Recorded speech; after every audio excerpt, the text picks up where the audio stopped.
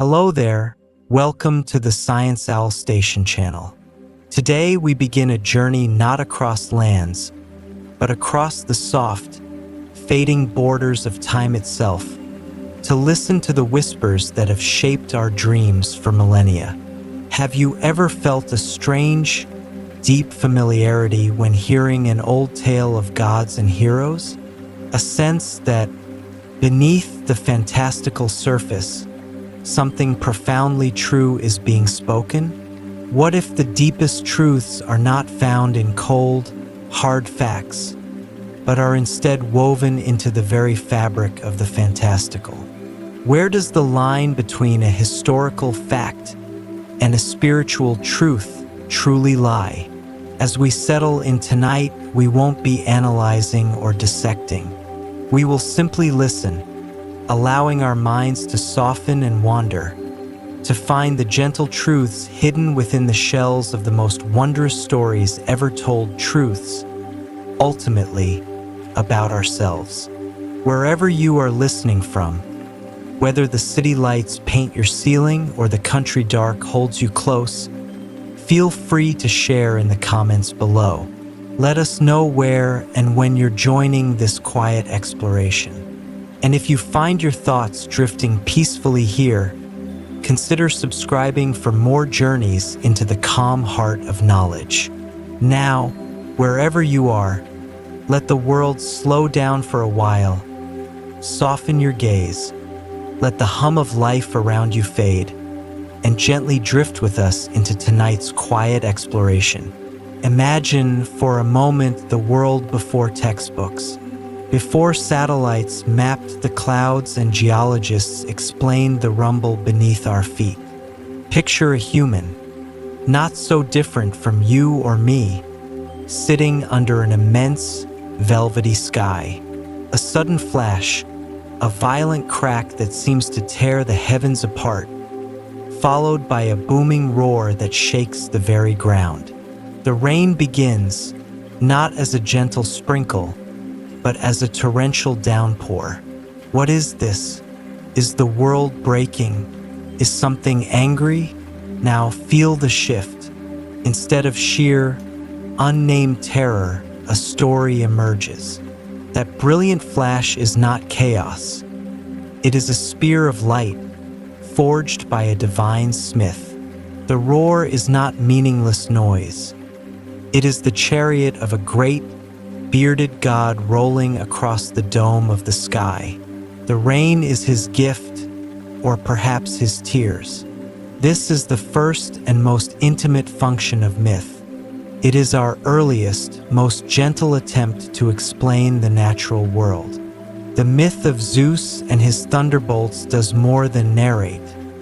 It domesticates the sublime. It takes the overwhelming, terrifying power of a storm and gives it a face, a name, a reason. It wraps the incomprehensible in a narrative cloak, making it something the human mind can approach, can even relate to. It transforms a force of nature into a character in a story, and in doing so, makes the universe feel less alien, more like a place where events, even frightening ones, have a kind of intention behind them. From explaining the sky, myths then turned their gaze inward to the world of people. The second great truth of mythology is its role in establishing and maintaining social order. Think of a society taking its first steps from small family groups into larger tribes, then villages, then cities. New rules are needed, codes of conduct that go beyond mere survival. How do you explain why one must not steal, or why justice must be served, in a way that resonates deeply and feels immutable? You weave it into the cosmos. The goddess Themis in ancient Greece was not just a symbol of justice. She was divine order personified, the very embodiment of law, custom, and what is right. She was often depicted blindfolded, not as a sign of ignorance, but of impartiality, a profound concept made visible, made divine. In Egypt, The goddess Maat represented truth, balance, and cosmic harmony. Pharaohs ruled in her name, and every heart in the afterlife was weighed against her feather. These stories whispered a powerful truth. Our human laws are not arbitrary inventions. They are reflections of a deeper, celestial order. To break a law was not just to offend your neighbor. It was to disrupt the subtle balance of the universe itself. Myths provided a sacred foundation for the rules that allowed communities to thrive, embedding ethics not in punishment, but in a grand, spiritual narrative. This leads us to the third gentle truth: mythology shapes identity. It answers the question, who are we? Not with a list of traits, but with a shared dream of origin. Consider the story of Romulus and Remus, the twin founders of Rome, suckled by a she-wolf. This is not a biological claim, but a poetic one. It tells the Romans, and tells the world, that their city was born from a fusion of the feral and the divine, of wild strength and nurturing survival. It speaks of brotherhood, rivalry, and destiny. For a people scattered across islands, the Greeks had the myth of being autochthonous, sprung from the very earth they walked upon, born from the rocks and soil. This connected them eternally to their rugged homeland. These foundation myths are like gentle, persistent melodies played in the background of a culture's mind. They create a sense of shared fate, a common ancestry that binds individuals into a we. They provide a tribe, a nation, a people with a unique story about their place in the world, a story that is felt in the bones long before it is analyzed by the mind. Finally, and perhaps most tenderly, mythology serves as a guide through the greatest mysteries and crises of existence, especially the mystery of death. The fourth function is to provide a framework for the human psyche to confront the unknown. The ancient world was intimately acquainted with mortality in ways we often buffer ourselves from today. The question of what happens after the last breath is a weight upon the soul. Mythology offered not a single answer, but a landscape. The Greeks had the asphodel meadows, a gray, dreamlike plain in the underworld where ordinary souls wandered. The Egyptians had the detailed, perilous journey through the Duat, culminating in the weighing of the heart. The Norse had Valhalla for the warriors and hell for others. These were not necessarily promises of paradise, but they were maps. And a map, even of a shadowy realm, is a comfort compared to utter blankness.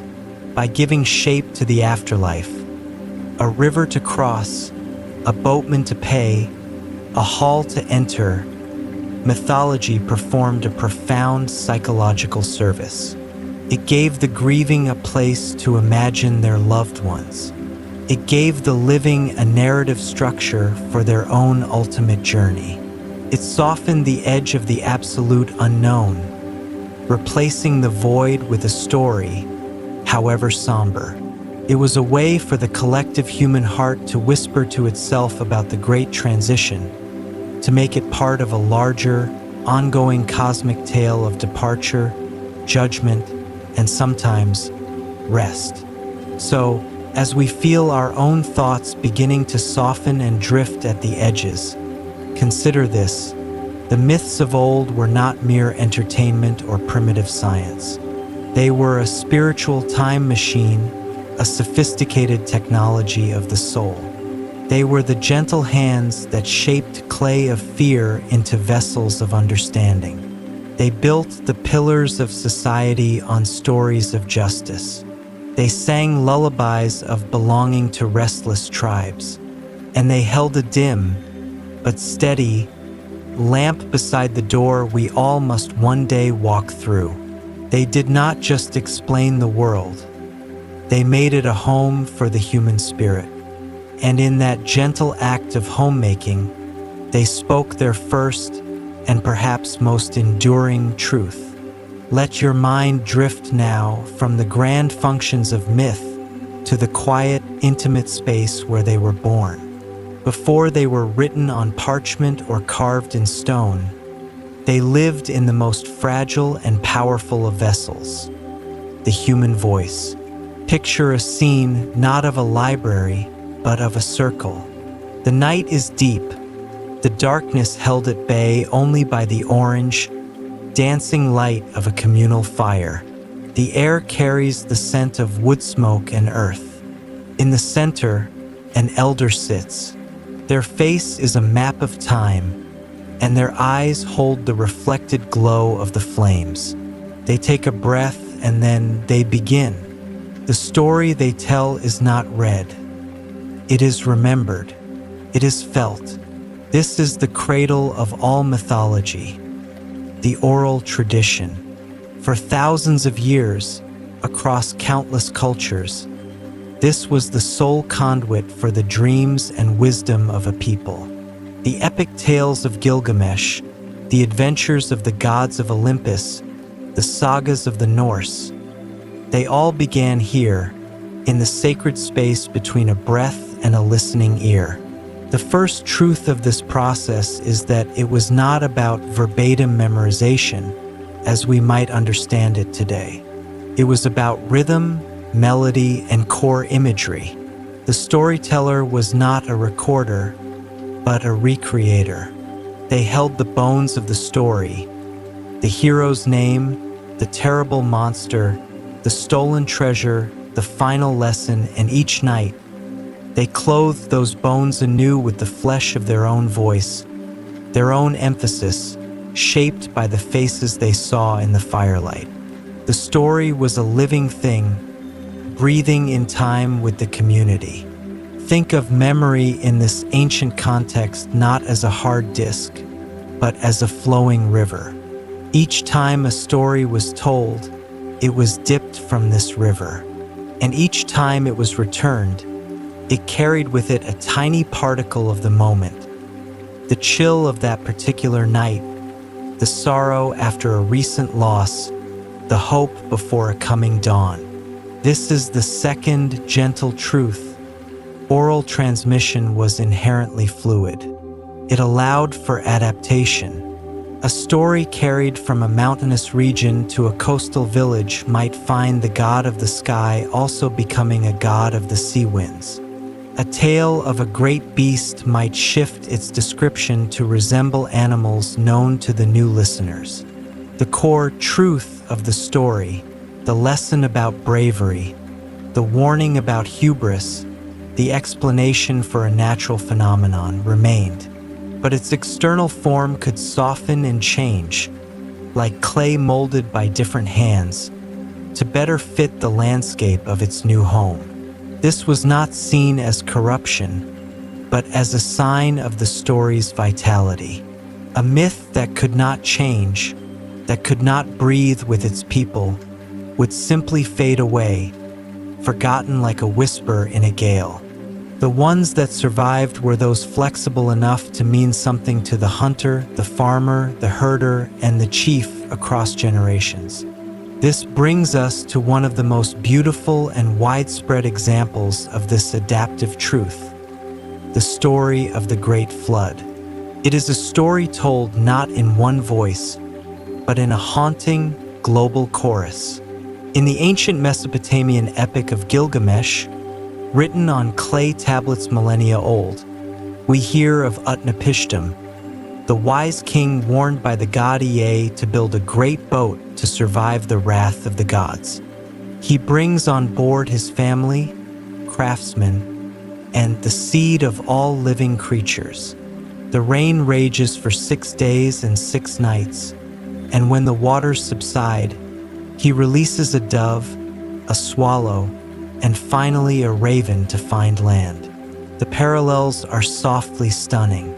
Centuries later, and a world away, the Hebrew book of Genesis tells of Noah, a righteous man instructed by God to build an ark. He brings his family and pairs of every animal. The floodwaters cover the earth, and after 40 days, he sends out a raven and then a dove to find dry land. Travel to ancient India, and in the Shatapatha Brahmana, the sage Manu is warned by a fish, an incarnation of the god Vishnu, of a coming deluge. He builds a ship, and the fish guides him to safety as the world is submerged. In Greek myth, Zeus sends a flood to destroy humanity. The Titan Prometheus warns his son Deucalion, who builds a chest and floats with his wife Para to survive. What are we to make of this recurring whisper, rising from the banks of the Tigris and Euphrates, the Jordan, the Ganges, and the Mediterranean? The scientific truth may lie in collective, ancestral memory. Geologists point to evidence of catastrophic flooding at the end of the last ice age, around 10,000 years ago, as massive glacial lakes burst their icy dams. Or perhaps it was the dramatic, traumatic flooding of rich river valleys like Mesopotamia, which were the cradles of these very civilizations. A real, terrifying event, a wall of water swallowing the known world, seared itself into the human psyche. That raw experience, the fact of the flood, became the universal bone of the story. But as it was passed by word of mouth, from generation to generation, migrating with tribes and traders, each culture clothed that bone in its own spiritual garments. The warning god became Ea, then Yahweh, then Vishnu, then Zeus. The survivor became Utnapishtim, then Noah, then Manu, then Deucalion. The specific birds sent to find land varied. The deeper, enduring truth of the story, however, remained constant across all its tellings. A recognition of humanity's fragility in the face of nature's immense power, a theme of divine judgment or cosmic realignment, the preciousness of life and knowledge preserved by a chosen few, and the profound, aching hope symbolized by the dove's olive leaf, the promise of a new beginning, a cleansed world, a second chance. The flood myth is not a shared historical report. It is a shared emotional and spiritual reckoning, expressed in 1,000 local dialects of the imagination. So, as the fire in our mind's eye burns lower, and the storyteller's voice becomes a murmur blending with the rustle of night leaves, we understand. The journey from memory to epic was not a straight path of preservation, but a meandering, collaborative dance of creation. Each telling was an act of love and meaning-making. The myths we have inherited are not frozen artifacts. They are the smoothest stones, shaped by the relentless, gentle flow of countless voices over uncounted years. They carry the water-worn truth of our shared human need to explain, to warn, to hope, and to connect, not just with the divine, but with each other, across the campfire and across the centuries. As the embers of the communal fire glow softly and the voices of the storytellers fade into the night, let us turn our gaze upward. From the stories woven by voice, we move now to the maps drawn by the mind. For the ancient human, looking up at the vast, star-strewn sky or down into a deep, dark chasm, the question was not just what happened, but where am I? Not just in a physical sense, but in a cosmic one. Amidst the seemingly endless and chaotic beauty of creation, the mind seeks pattern, structure, a sense of place. And so, from the heart of myth, rose the most profound and gentle of constructs, the cosmological models. These were not cold scientific diagrams, but living, breathing images, spiritual cartography for the soul. They answered a deep, quiet need to find a center, a connection, and an order to all things. One of the most universal and nurturing of these images is the world tree. In the cold, stark beauty of the Norse imagination, it was Yggdrasil, the immense and eternal ash tree. Feel its rough bark, vast beyond comprehension. Its roots drink from 3 separate springs, one in the misty realm of the giants, one in the land of the dead, and one among the gods themselves. Its branches stretch out over all the 9 worlds, holding them in its gentle, wooden embrace. The eagle perched at its top and the serpent gnawing at its roots are not just creatures. They are tensions, oppositions, held in balance by the tree's mighty trunk. This is not botany. It is a psychic landscape. The tree is the axis of stability, the connective tissue of the cosmos. It whispers a gentle truth. Everything is linked. The realm of the gods is connected to the world of humans, which is connected to the land of the dead. Action in one realm can tremble through the roots and branches to affect another. In the ancient Vedic traditions of India, a similar tree, the Ashvatha, is revered, its roots in the heavens and its branches growing downward to nourish the earth. The world tree is an image of life itself, rooted in mystery, branching into manifold expression, a single, serene point from which all diversity unfolds. Closely related is the concept of the axis mundi, the axis of the world. If the world tree is the living connection, the axis mundi is the sacred center. Imagine a great mountain.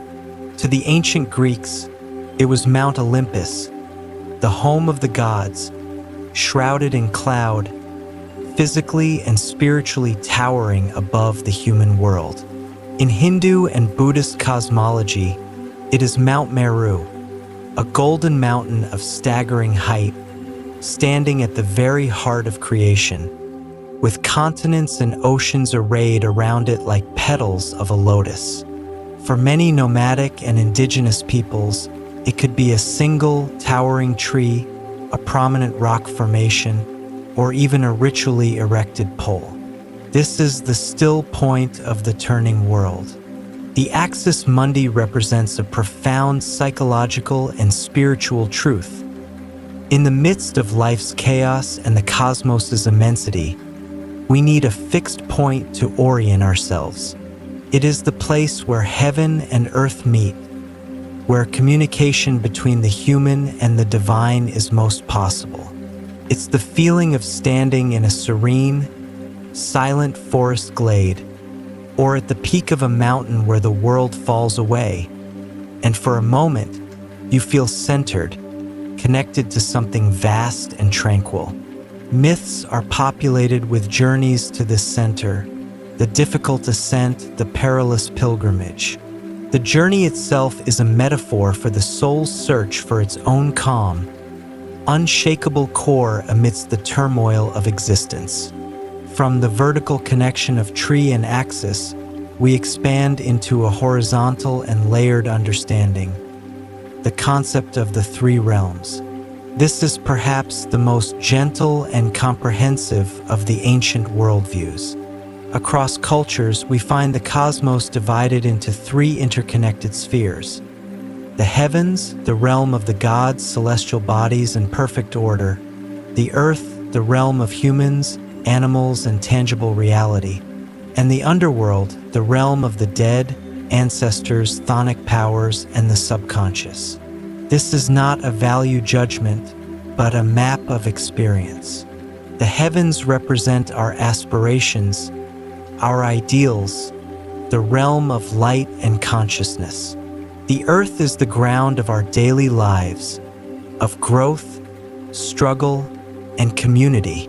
The underworld is not merely a place of punishment, but the realm of the hidden, the forgotten, the fertile dark where seeds germinate and where the roots of the world tree drink deep. It is the realm of memory, instinct, and the transformative processes that happen out of sight. The truth behind this tripartite model is deeply reassuring. Provides a place for everything. Joy has its home in the heavens, labor and love have their home on earth, and grief, mystery, and the ancestors have their home below. It tells a story of a complete universe where nothing is excluded. The shaman or hero who journeys between these realms, ascending in ecstasy or descending in vision, is navigating the full spectrum of existence. This model assures the ancient person that the storm above, the solid ground beneath their feet, and the silent pull of the grave are all part of a single, interconnected, and ultimately ordered whole. It calms the fear of chaos by suggesting that even the dark and the deep have their rightful, sacred place in the structure of being. So, as we let these images settle in the mind, the vast, embracing tree, the serene central mountain, the threefold harmony of the realms, we see them for what they are. They are the first gentle blueprints of the soul. Before we mapped the continents, we mapped the cosmos of our own experience. We placed ourselves at the crossroads of the vertical and the horizontal, between the divine and the chthonic, connected to all things by roots and branches of story. These models were a way of saying, you are here in the most profound sense possible. And in that quiet act of cosmic orientation, they provided the ultimate comfort, that we are not lost adrift in a meaningless void, but are participants in a vast, beautiful, and intelligible pattern. From the quiet majesty of cosmic maps, let us now turn our gaze to the faces that began to emerge within that vast architecture. For the human heart, abstract forces, the flash of lightning, the fertility of the soil, the mystery of death, often yearn for a form, a voice, a character with whom we might, in some small way, commune. This is the gentle, instinctive birth of the gods, and their evolution from countless local spirits to grand, archetypal figures, and in some traditions, towards a singular divine source, is one of mythology's most profound narratives. It is the story of how humanity learned to dream its deepest fears and highest aspirations into beings that walked, loved, quarreled, and ruled. We begin in the soft, shimmering haze of animism, the earliest spiritual sense. Here, the world is not inert. It is alive, pulsing with consciousness. Every gnarled oak tree harbors a dryad, a spirit of the wood. Every babbling spring is the home of a naiad. The wind whistling through a canyon is the breath of a mountain spirit. The truth here is intimate and immediate. The divine is not distant. It is imbued in the very locality of life. It is the feeling of reverence one gets standing before an ancient, towering tree, or the sense of peace beside a quiet pool. This is a worldview of profound connection, where humanity is in constant, gentle dialogue with its environment. The gods are as numerous as the leaves on the trees, each a small, specific caretaker of a tiny fragment of the world.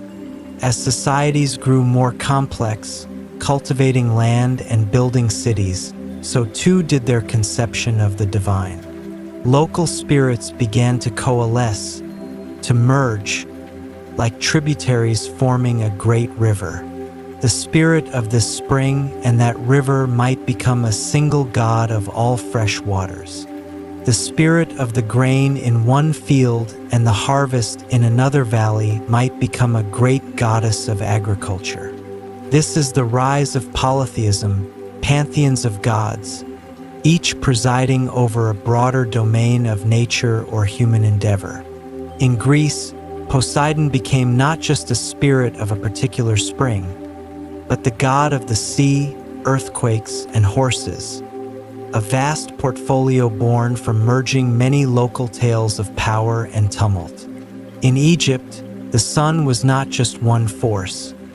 It was the infant Khepri at dawn, the fierce Ra at noon, and the aged Atom at dusk. This reflects a more nuanced understanding. A single phenomenon, the sun's journey, contains multitudes and thus deserves multiple divine faces. The gods become specialists: Athena for wisdom and strategic war, Hephaestus for craftsmanship, Demeter for the harvest. This pantheon is like a society in itself, a mirror of human community projected onto the cosmos, with all its hierarchies, alliances, and dramas. Within these pantheons, a fascinating psychological truth begins to shimmer through, most elegantly framed by the Swiss psychiatrist Carl Jung. He proposed the existence of a collective unconscious, a deep, shared layer of the human psyche, common to all, beneath our personal memories and experiences. And within this collective unconscious reside archetypes, universal, primal patterns of personality and behavior. The gods, Jung suggested, are the grandest expressions of these archetypes. They are the collective unconscious given face and story. Zeus, Odin, Jupiter, they are the archetype of the king, the father, the ruler. They embody authority, order, protection, and sometimes stern judgment. Hera, Frigg, Juno, they are the archetype of the queen, the wife, the matron, representing commitment, sovereignty of the hearth, and the complexities of partnership. Ares, Mars, the warrior god, is the archetype of the warrior, the raw, aggressive energy of conflict and courage. Athena, with her shield and owl, is a blend of the warrior and the sage, strategic, disciplined wisdom. Hermes, Mercury, the quick-footed messenger, is the archetype of the trickster and the guide, the boundary crosser, the communicator between realms. Aphrodite, Freya, Venus are the archetype of the lover, the force of attraction, beauty, sensual passion, and creative union. These are not merely characters we invented. They are eternal patterns that invented themselves through us, finding expression in our stories. When we feel a surge of righteous anger, the archetype of the warrior stirs within. When we seek wise counsel, we invoke the sage. The pantheons of old gave these inner forces names, faces, and homes, allowing people to recognize and relate to the tumultuous chorus of impulses within their own souls. From this rich archetypal polytheism, some cultures began a slow, profound journey of convergence, the movement toward monotheism.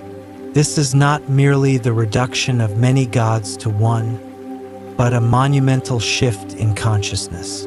It is the intuition that behind the many faces, the father, the mother, the warrior, the lover, there might be a single unfathomable source. In the hymns of the Egyptian pharaoh Akhenaten, we hear an early, stark version of this, as he worshipped the Aten, the sun disk, as the sole, formless creator. In the Zoroastrian tradition of ancient Persia, the cosmic struggle was distilled into a dualism between one wise lord, Ahura Mazda, and a destructive spirit, Angra Mainyu.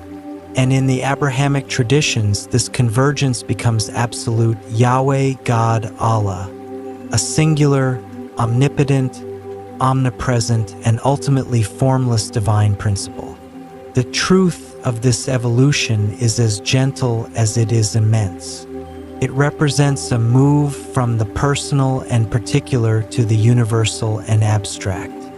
It is the mind's attempt to grasp the underlying unity of all those archetypal forces.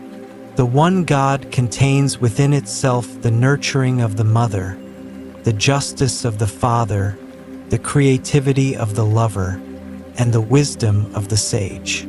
It is the silent, boundless ocean from which all the individual waves of divinity arise.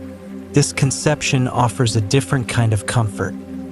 Not the comfort of a relatable, fallible God who walks among us, but the awe-filled comfort of a single, all-encompassing order, a final answer to the quest for ultimate unity and meaning. So, as we feel the images shifting from the myriad faces around the animistic campfire to the solemn, boundless presence of a single sacred name, we understand this progression not as a correction, but as an expansion of the heart's capacity to conceive of the divine. It is all part of the same beautiful endeavor, to give shape to the shapeless, voice to the silent, and relationship to the ultimate mystery. Whether we find solace in the many or the one, we are following the same ancient, gentle impulse to look into the cosmos and somehow find a reflection that understands. In the quiet gallery of gods and cosmic maps, there is another figure who steps forward, one perhaps even closer to the whisper of our own hearts. This is the hero, not a distant, omnipotent deity, but a being who bridges worlds, the human and the divine, the ordinary and the miraculous. Across every culture, in every epic, their story is told. They have 1,000 faces and 1,000 names. Gilgamesh, Achilles, Odysseus, Rama, Mwindo, the Monkey King. Their tales thrill us, but beneath the surface adventures, the slaying of monsters, the retrieval of treasures, there runs a deeper, quieter current. A pattern so consistent, so profoundly true to the shape of a human life, that it feels less like a story and more like a memory of the soul.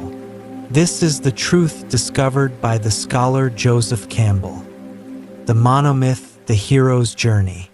And it is, in its essence, a gentle, universal formula for the most personal of voyages, the journey of growth, of facing our inner shadows, and of returning home transformed.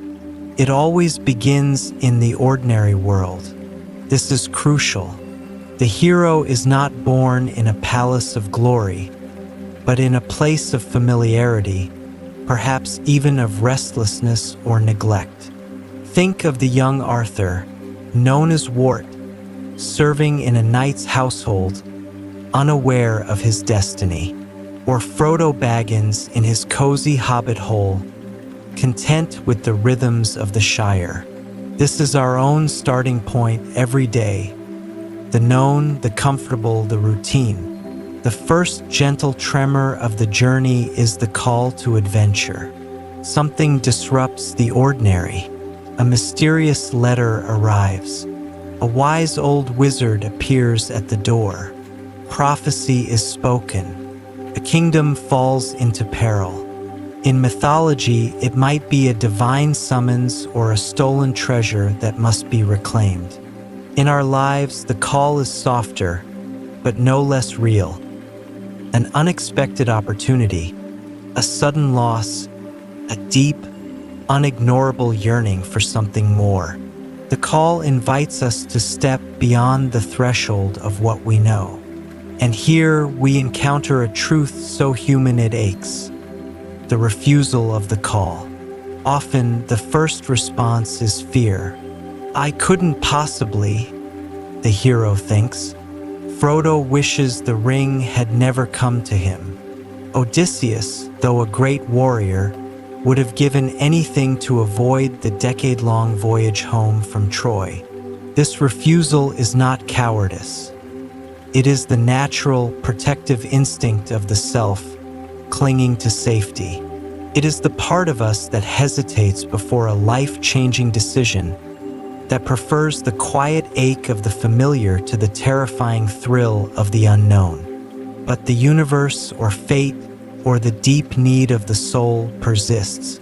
A guide often appears, a mentor. In stories, it is Merlin for Arthur, Gandalf for Frodo, the goddess Athena for Odysseus. In life, it might be a teacher, a friend, a book, or a sudden insight.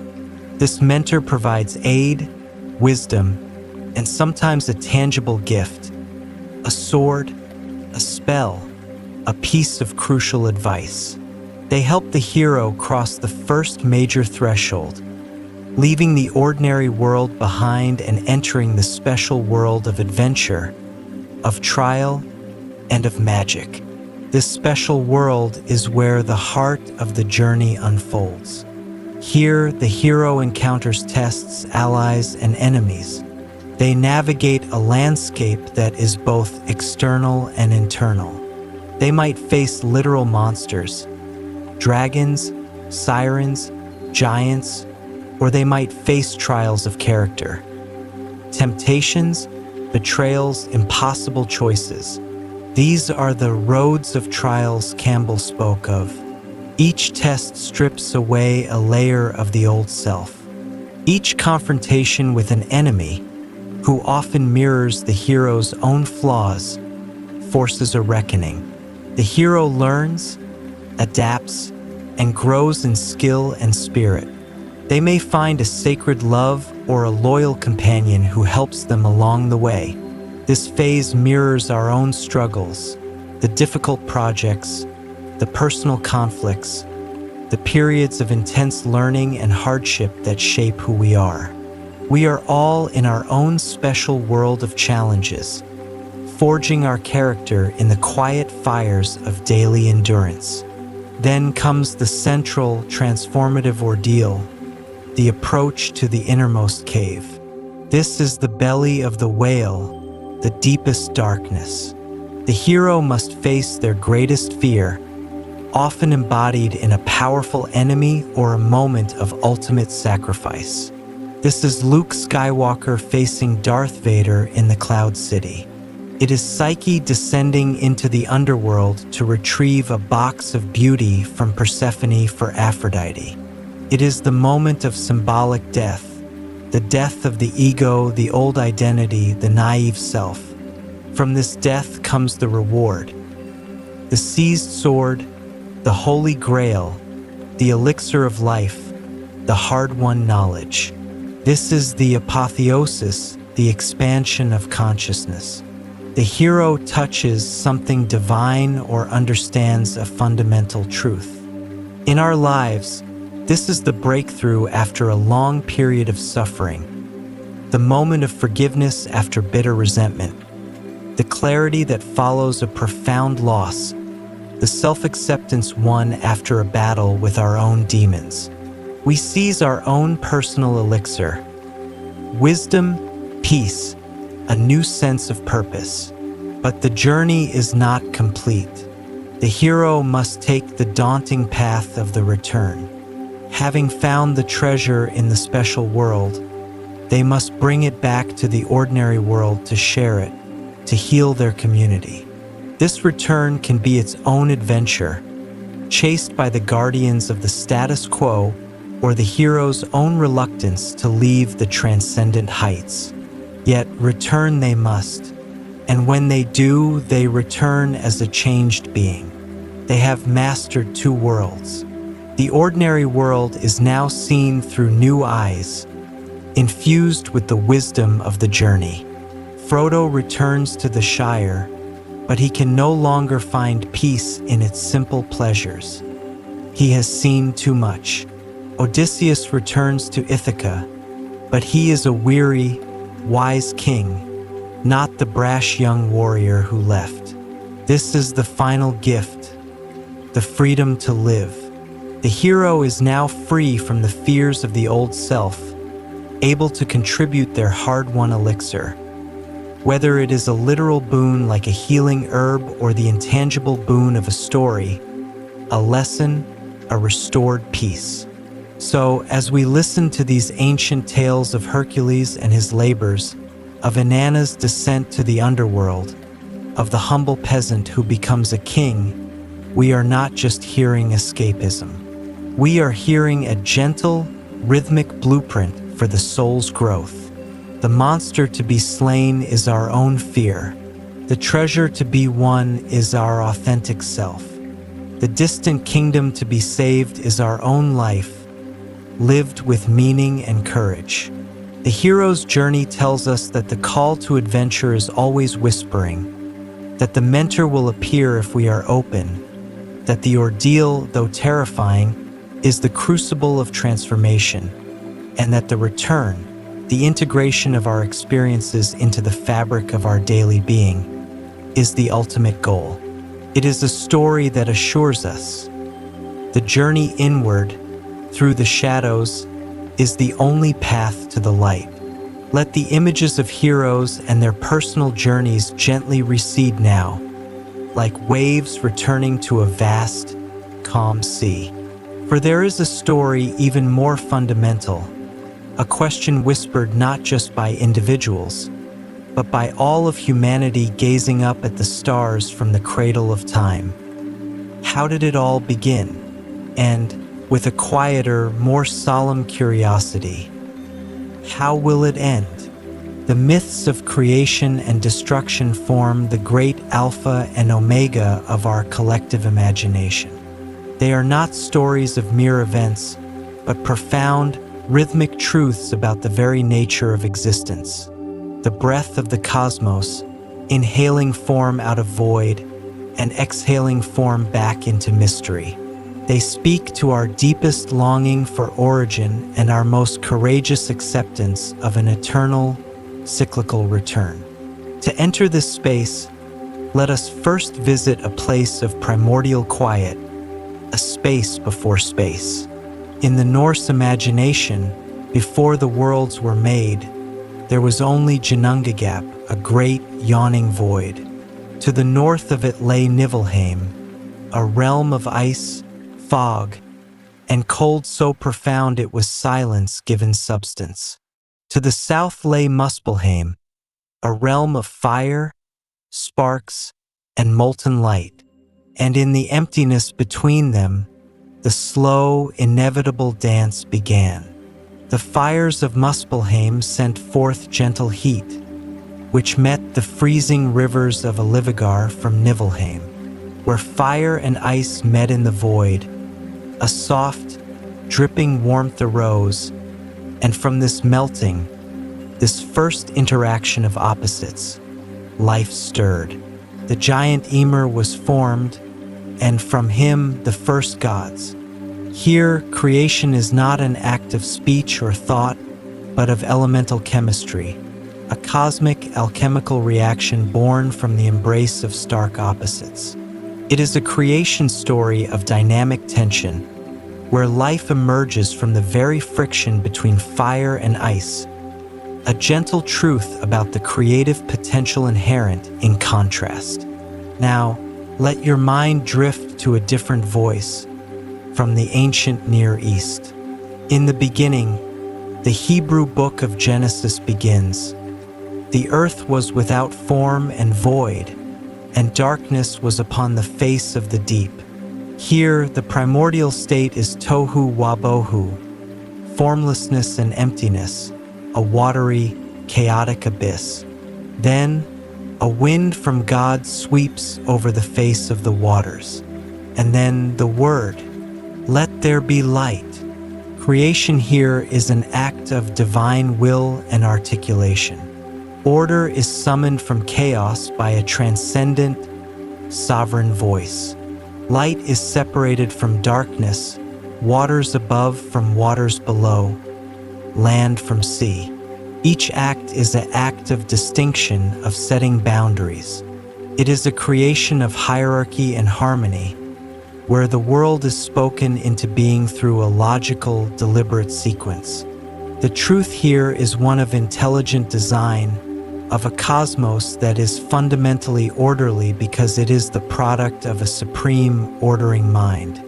Travel south to the banks of the Nile, and the imagery shifts again. In the Heliopolitan creation myth of ancient Egypt, the beginning is a dark, infinite, and watery chaos called Nun. From these silent, primordial waters, a mound of earth emerges, the first solid thing. And upon this mound, the god Adam, the complete one, self-created into existence. Alone, he engages in the first creative act. He masturbates, or in other versions, sneezes or spits, giving birth to the twin deities Shu, air, and Tefnut, moisture. From them, the rest of the Ennead, the 9 great gods, are born. Here, creation is an act of emergence and emanation. It comes from within the divine substance itself. It is organic, almost biological, beginning with a single fertile point rising from the uniform waters. The truth is one of self-generation, of a universe born from the internal fecundity of the divine body. What do these diverse whispers, from the void of Ginnungagap, the spoken word over the deep, the rising mound from none, tell us? They reveal the first gentle philosophical truth, the insatiable human need to posit a beginning. The mind cannot rest with infinite regression. It seeks a source, a first cause, a moment of genesis.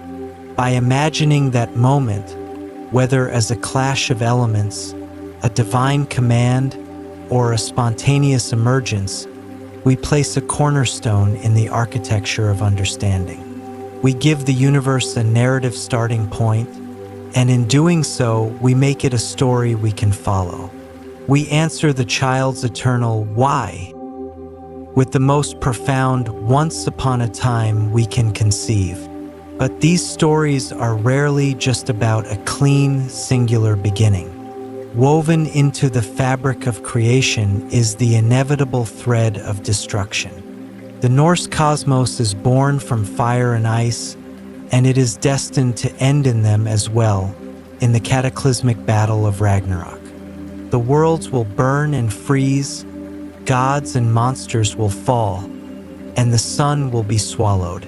Yet, from the ashes, a new green earth will emerge, and a new generation of gods will find the golden chess pieces of their predecessors. In the Hindu tradition, the universe cycles through immense periods of creation, preservation, and destruction, manifested by the gods Brahma, Vishnu, and Shiva, in a never-ending rhythm of Srishti, Sthiti, and Pralaya. Even in the biblical tradition, the ordered creation is followed by the destructive flood, a cleansing return to the watery chaos before a new covenant is made. This leads us to the second, and perhaps more profound, philosophical truth hidden in these myths: the serene, if somber, acceptance of cyclicality. Creation and destruction are not opposites in a linear sequence. They are partners in a dance, 2 phases of a single eternal breath. The universe is not a clock wound once. It is a living being that breathes in and out. The myth of the phoenix, burning to ashes only to be reborn, captures this truth in a single, beautiful image. These stories are not morbid fixations on an end. They are gentle, realistic acknowledgments of the natural law that governs everything from the falling leaf to the dying star. Everything that is composed must one day decompose. Every beginning contains the seed of its own ending, and every ending holds the potential for a new beginning. This is the ultimate comfort offered by these grand, cosmic narratives. They do not promise permanence. Instead, they normalize transformation. They tell us that the death of a world, like the death of a self, is not a meaningless tragedy, but part of a vaster, sacred pattern.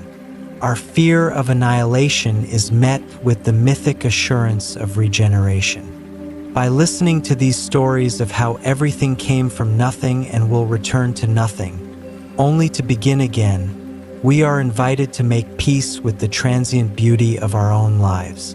We are asked to see ourselves not as fragile accidents in a static universe, but as fleeting, precious notes in an eternal, cyclical song. The void, the deep, the fiery end. They are not our enemies, but our source and our eventual home, in a dance as old as time and as gentle as the turning of a page. From the grand, cyclical breath of the cosmos, the inhale of creation, the exhale of destruction, our journey now turns inward and downward. For if the myths of origin map the beginnings, then the myths of the underworld chart the ultimate destination. They guide us to the most profound of all thresholds, the one every living thing must one day cross. Yet, these stories of the afterlife are rarely mere descriptions of a place. They are intricate, symbolic voyages into the deepest recesses of the human soul. They are the maps we draw for the territory of our greatest fear and our most tender hope. So, let us gently descend, not in dread, but in quiet curiosity, to explore the shadowed lands of Hades, Duat, and Hell, and listen for the truths they whisper about facing the unknown. We begin in the somber, steadfast realm of the ancient Greeks, Hades. Forget the fiery, punitive hell of later imaginations. The Greek underworld is first and foremost a place of shades, of muted existence. To get there, one must cross a river. The river Styx, the river of hatred, forms the great, dark moat around the kingdom. Its waters are a solemn promise, an unbreakable oath. Guiding the ferry across these still, dark waters is Charon, the aged, silent boatman, who requires a coin placed on the tongue of the deceased for passage. This simple, powerful image speaks a gentle truth. The journey requires a token, a recognition, a letting go of the material world to enter the spiritual one. Upon the far shore stands the great, three-headed hound Cerberus, not to terrorize, but to guard, to ensure that those who enter the land of the dead do not lightly return to the land of the living. The geography within is a landscape of mood. The asphodel meadows stretch out, a gray, twilit plain where the souls of ordinary people wander like faint smoke, remembering and forgetting in a gentle, endless drift. Here, the truth is not punishment, but quietude, a peaceful, if passionless, rest. For the virtuous, there are the Elysian fields, a brighter, serene paradise. For the wicked, Tartarus, a deep abyss of torment. Hades, the god himself, is not a devil, but a stern, just ruler of this necessary domain. The journey of Orpheus, who descended to retrieve his beloved Eurydice, captures the essence of this mythic truth. His descent is an act of profound love and courage, his failure to look back, a tragedy of human doubt and longing. The underworld here is the final test of faith and acceptance. It represents the part of life we cannot control, the final surrender, the quiet end of the story. It teaches a gentle, if difficult, lesson. Some losses are absolute, and some doors, once passed through, close forever. Now, let the air grow drier, infused with the scent of incense and desert night. We travel to ancient Egypt, to the Duat. Here, the underworld is not a static kingdom, but a perilous, transformative journey that mirrors the sun god Ra's own nightly passage.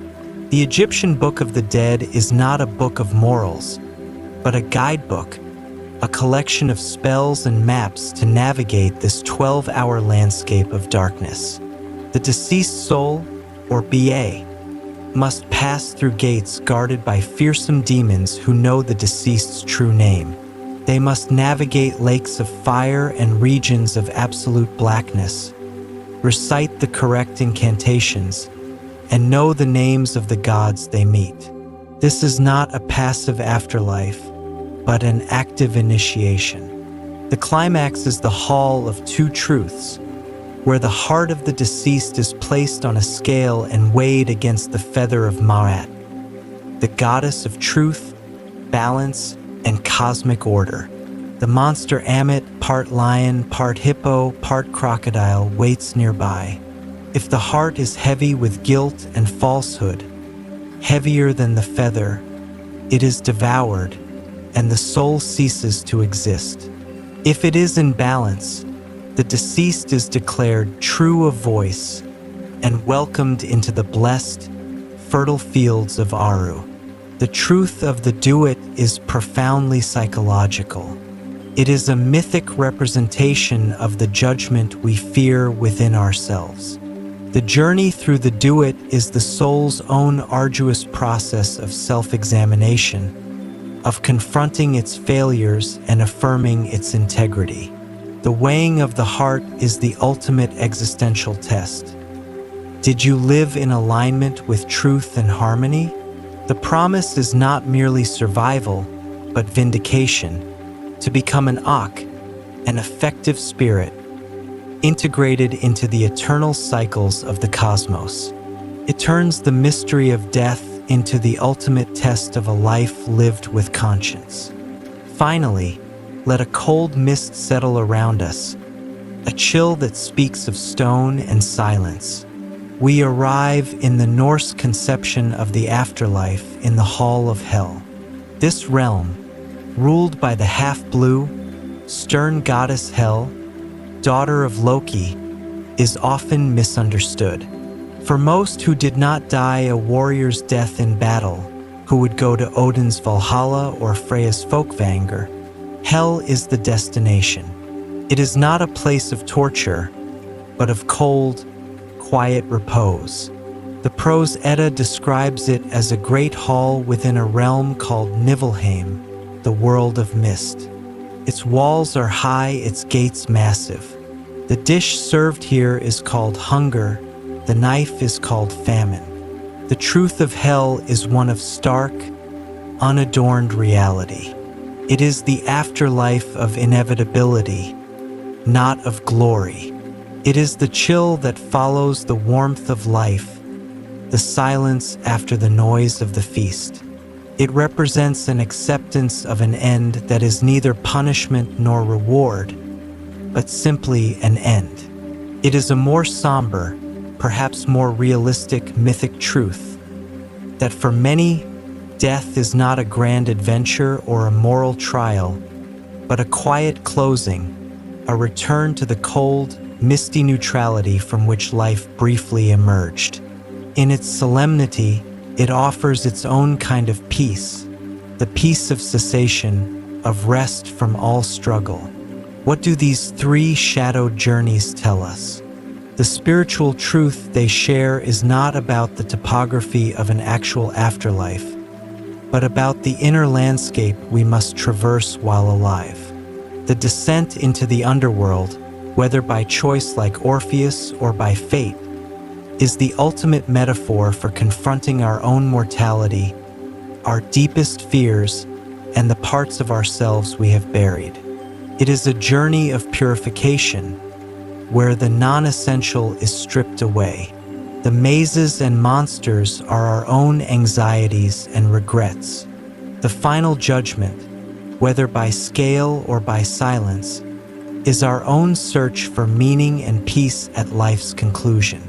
These myths give form to the formless terror of the end. They provide a ritual, a narrative structure for the most isolating of human experiences. In doing so, they perform a miraculous, gentle service. They make the unknown knowable. They assure us that even in the final, solitary journey, we are following a path others have imagined before us. They tell us that to look into the abyss is not to find nothing, but to find a story, and within that story, a strange, shadowed reflection of our own courageous, fragile, and ever-seeking heart. Having journeyed through the quiet lands of the departed, we find our path turning toward the guardians and inhabitants of those shadowed realms, and indeed, of all the dark corners of the mythic world. For the bright pantheons of gods and the gleaming journeys of heroes are only half of the story. The other half is written in scales, fur, and flame, in chaos and cunning. This is the domain of monsters, titans, and adversarial gods. At first glance, they are figures of terror, embodiments of the very darkness we fear. Yet, if we listen more closely with a softened gaze, we discover a gentler, more necessary truth. These beings of shadow are not mere obstacles to be destroyed. They are the essential counterbalance, the fertile void from which order springs, and the mirror that shows us the untamed parts of our own souls. They are the necessary darkness. Let us begin with the most iconic of mythic adversaries, the dragon. From the treasure-hoarding smog of Western lore to the wise, river-dwelling dragons of Chinese myth, this creature is almost universal. Often, it is depicted coiled around a great treasure, a golden fleece, a captive princess, a hoard of gems, or the springs of life-giving water. The hero's task is to slay it and seize the prize. But what if the dragon is not merely a greedy beast? The gentle truth here is one of guardianship and integration. The dragon often represents the raw, untamed, instinctual forces of nature and the unconscious. The treasure it guards is not material wealth, but something of profound value. Wisdom, sovereignty, vitality, or the self. To claim the treasure, the hero must confront and overcome this primal power. The slaying of the dragon is the symbolic act of bringing the wild, chaotic forces under the control of consciousness, of integrating powerful instincts into a purposeful life. The dragon is the fear that blocks the path to our own potential. Its defeat is not an annihilation of nature, but a sacred partnership forged in struggle, where the hero absorbs the dragon's power, becoming, in a sense, the dragon's master and inheritor. The monster is the threshold guardian of transformation. Now, consider the adversarial gods, those who stand in opposition to the reigning order. In ancient Egypt, Set was the god of deserts, storms, disorder, and violence, the murderer of his brother Osiris, the good king. He was not purely evil in a simplistic sense. Set embodied the necessary forces of chaos and harshness that exist in the natural world. The desert is not evil. It is inhospitable, a place of testing. The storm is not malicious. It is a powerful, disruptive force. The eternal struggle between Osiris and his son Horus, and Set represented the cosmic balance between Ma'at, order, harmony, and Isfet, chaos, injustice. One cannot exist without the other. Set was the necessary antithesis that gave Ma'at its meaning and its work. Without the potential for chaos, order becomes stagnant, complacent. The truth here is that the evil god is often the principle of challenge, change, and the raw, unrefined energy that prevents the cosmos from crystallizing into a lifeless statue. He is the friction that allows for movement. Similarly, in Hindu mythology, Ravana, the 10-headed demon king who abducts Sita in the Ramayana, is a complex figure. He is a great scholar, a devotee of Shiva, and a mighty ruler, yet consumed by ego and desire. He is not mere evil. He is the embodiment of unbridled passion and pride, the shadow of the noble Rama. His defeat is not just the victory of good over evil, but the necessary triumph of duty, humility, and selfless love, dharma, over the destructive potential of uncontrolled power and attachment. Ravana represents a path not taken, a warning of how great gifts can lead to great downfalls when disconnected from righteousness. He is the shadow that defines the light. Finally, let us sit with the most tragic monsters, those born from pain and transformed into fear. Medusa, once a beautiful priestess, cursed by Athena to become a gorgon with snakes for hair, whose gaze turns men to stone. Her story is one of victimhood and terrifying power. She is not evil. She is a figure of profound, petrifying trauma. To look upon her is to face a horror so absolute it paralyzes. A perfect metaphor for the unprocessed, stony pain we carry. Her slaying by Perseus, who uses a mirrored shield to avoid her direct gaze, is rich with psychological truth. We cannot confront our deepest traumas head-on. We must approach them indirectly, with reflection and cunning. Her defeat releases the winged horse Pegasus from her neck, a symbol of inspiration and poetic spirit born from the resolution of deep suffering. The Minotaur, the half-man, half-bull creature trapped in the heart of the labyrinth, is another. Born from a transgression, a punishment from the gods, it is a creature of shame and hidden rage, fed by the sacrificial youth of Athens. The labyrinth is the maze of our own confused, tangled psyche, and the Minotaur is the monstrous secret at its center, the product of our own errors and the beastly instincts we have locked away. Theseus's journey, guided by Ariadne's thread, is the journey of self-discovery, using the thread of consciousness, clue, intuition, guidance, to navigate our inner complexities, confront the monstrous aspect of ourselves, and find our way back out, transformed. The gentle, unifying truth behind all these figures, dragons, adversarial gods, tragic monsters, is that they represent the shadow in the Jungian sense. They are the rejected, feared, or untamed parts of existence and of ourselves. Mythology does not ask us to simply destroy them. It asks us to face them, to understand their origin and their power, and through that confrontation, to achieve wholeness. The monster is the challenge that forces the hero to grow. The chaotic god is the force that prevents order from becoming tyranny. The tragic beast is the embodied pain that, when acknowledged and dealt with, can release beauty and freedom. They are the necessary darkness against which the light defines itself, the fertile soil in which the seeds of courage, wisdom, and compassion can grow.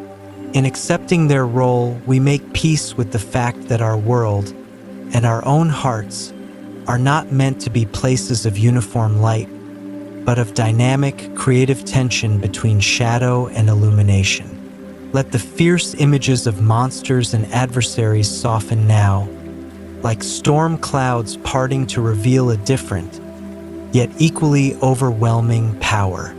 For in the vast tapestry of myth, there is a force more enchanting and more perilous than any dragon, more capricious than any trickster god. It is the power that bends the will of kings and topples empires, that sparks life and inspires art, that makes both heaven and hell feel intimately close. This is the realm of love and beauty, personified in the goddesses who rule it and dramatized in the tragedies it weaves. To explore these myths is not to enter a world of gentle romance, but to stand before a raw, primordial force, a power that the ancients understood as both creatively vital and destructively wild. It is the double-edged sword of the heart. We begin with the birth of a goddess, an image of pure, elemental emergence. In the Greek tradition, Aphrodite is not born in the usual way. When the Titan Cronus castrates his father Uranus and casts the severed parts into the sea, the water churns and froths. From this chaotic mixture of divine flesh and salty sea, from the very foam, Aphros, Aphrodite rises, fully grown and breathtakingly beautiful, carried ashore on a scallop shell. Her origin story tells us everything. She is born from an act of violence and a generative, life-giving element. She is not a goddess of marriage or domestic harmony. That is Hera's domain.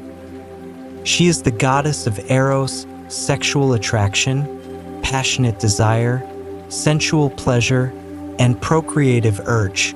She is a force of nature, as inevitable and untamable as the sea itself. Her power is such that even Zeus fears her influence. She is often accompanied by Eros, Cupid, whose arrows cause not sweet infatuation, but a consuming, often disruptive, passion. The truth of Aphrodite is that love, in its most fundamental form, is not safe. It is a delicious and terrifying form of madness, a cosmic impulse that connects bodies and creates life, but also ignites conflicts, as seen in the Trojan War, sparked by a dispute over her golden apple. Now, let us travel east to the ancient lands of Mesopotamia and meet Ishtar. Here, the duality is even starker. Ishtar is the goddess of love, beauty, sex, and fertility, but she is also the goddess of war and political power. She is the morning and evening star, Venus, a beacon of both allure and ominous portent. In the Epic of Gilgamesh, when the hero rejects her advances, her wrath is catastrophic. She unleashes the bull of heaven upon his city, causing devastation. Ishtar embodies a profound ancient truth. The energies of love and war are intimately linked. Both are driven by intense desire for union or for conquest. Both involve vulnerability, strategy, ecstasy, and risk. Both can build up or tear down civilizations. To compartmentalize love as purely soft and war as purely hard is a modern simplification. In the ancient psyche, the passion that could bind two people was of the same fierce, vital stock as the passion that could rally an army. It was all raw, transformative power. In the cold, crisp north, we find a similar synthesis in Freya of the Norse pantheon. She is a goddess of love, beauty, fertility, and cedar, a powerful, shamanic magic. She is also a goddess of war and death. Half of the warriors slain in battle are chosen to come to her hall, Sesrumner, while the other half go to Odin's Valhalla. She rides a chariot pulled by cats and possesses a cloak of falcon feathers, allowing flight. Freya's domain encompasses the entire cycle: the attraction that creates life, the magic that shapes fate, and the finality that ends it. She is not contradictory, but complete. In these goddesses, we see that ancient cultures did not sentimentalize love.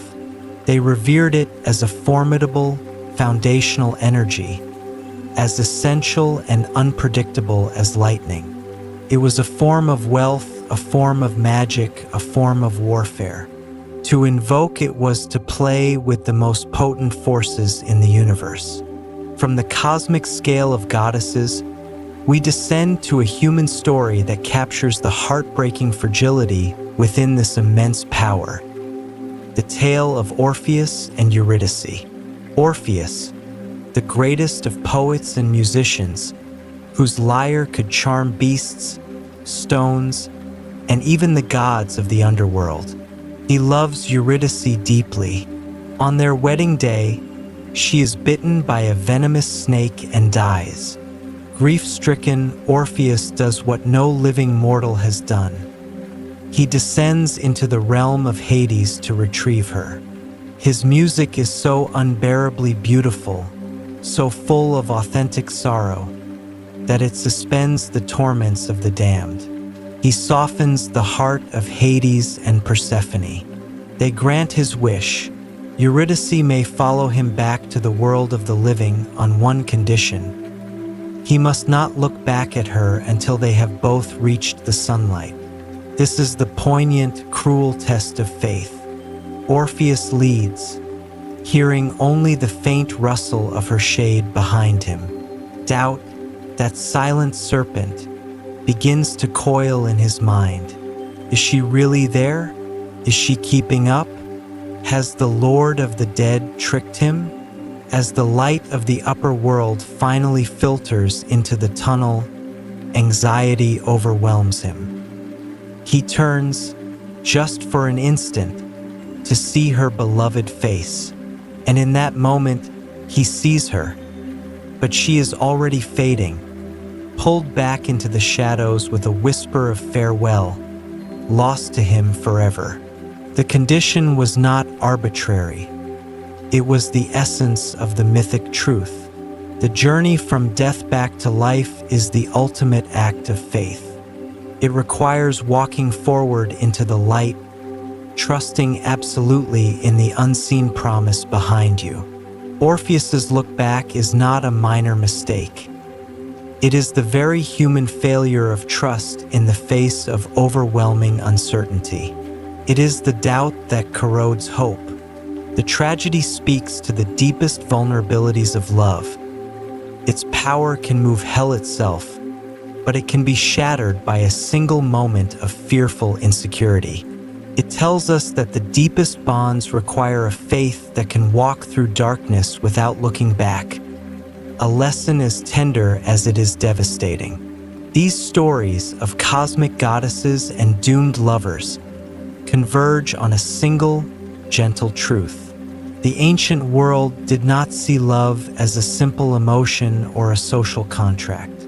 They saw it as a primary archetypal force, eros, in its broadest sense. It was the magnetic pull that forged connections, the creative fire that birthed worlds and children, the sweet madness that made life worth living, and the destructive fever that could unravel order and sanity. It was a fundamental ingredient of reality, as necessary and as dangerous as fire or water. To love was to align oneself with this great, ambiguous power. It was to accept both the sublime creative joy and the risk of profound, transformative loss. In listening to these myths, we are reminded that our own experiences of longing, passion, devotion, and heartbreak are not small personal affairs. They are our intimate participation in the oldest and most powerful story in the universe, the story of attraction and union, the beautiful, terrifying force that, in the beginning, moved over the face of the deep. After the overwhelming, tidal force of love and beauty, let us turn now to a different kind of power, one that operates not through sheer attraction or devastating passion, but through wit, guile, and a delightful, unsettling cunning. For in the pantheons and folk tales of the world, there is a space reserved for a figure who defies easy categorization, who slips between the cracks of rigid order and reminds us that the universe has a sense of humor. This is the trickster, neither purely good nor evil, but fundamentally ambiguous. The trickster is the boundary breaker, the rule twister, the sacred clown. In their antics, we find a gentle, subversive truth.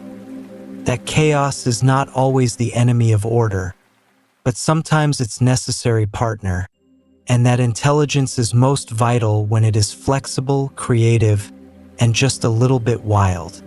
We begin in the frost-tinged halls of Norse mythology, with perhaps the most famously complex of all tricksters, Loki. He is not a god from the same tribe as Odin and Thor, but a Jotun, a being from the race of giants, welcomed among the Aesir. Loki is a shapeshifter, literally and figuratively. He is the clever companion who can devise brilliant solutions to the gods' problems, such as the time he saved Thor's wife Sif by having dwarves craft magical golden hair for her. Yet, he is also the instigator of profound trouble, his pranks often spiraling into catastrophe. He cuts Sif's hair in the first place. He engineers the death of the beloved god Balder, the most tragic event in Norse myth, which sets the chain of events toward Ragnarok in motion. Loki is chaos incarnate, but a necessary chaos. He constantly tests the boundaries of the gods' society, exposing their hypocrisy, vanity, and rigidity. He is the catalyst. Without Loki's disruptive energy, the gods might grow stagnant, complacent in their power. His role is to keep the system in flux, to prevent it from hardening into an unchangeable, lifeless order. He is the fire that warms, but also the fire that burns the house down. In Loki, we see the trickster's duality in its starkest form, the creative problem solver and the ultimate destroyer, two sides of the same restless, brilliant coin. Now, let the air grow warmer, infused with the scent of olive groves and dusty roads. We meet Hermes of the Greeks. Born at dawn, he invented the lyre from a tortoise shell by noon, and had stolen his brother Apollo's sacred cattle by nightfall, all on his first day of life. When confronted, his charming, clever lies and the gift of the lyre so delight Apollo that the theft is forgiven. Hermes becomes the divine messenger, the guide of souls to the underworld, the god of travelers, thieves, merchants, and orators. He is the master of the liminal space, the crossroads, the threshold, the moment of transition. His truth is one of connection and communication. As the messenger, he translates the will of the gods for humans and carries human prayers upward.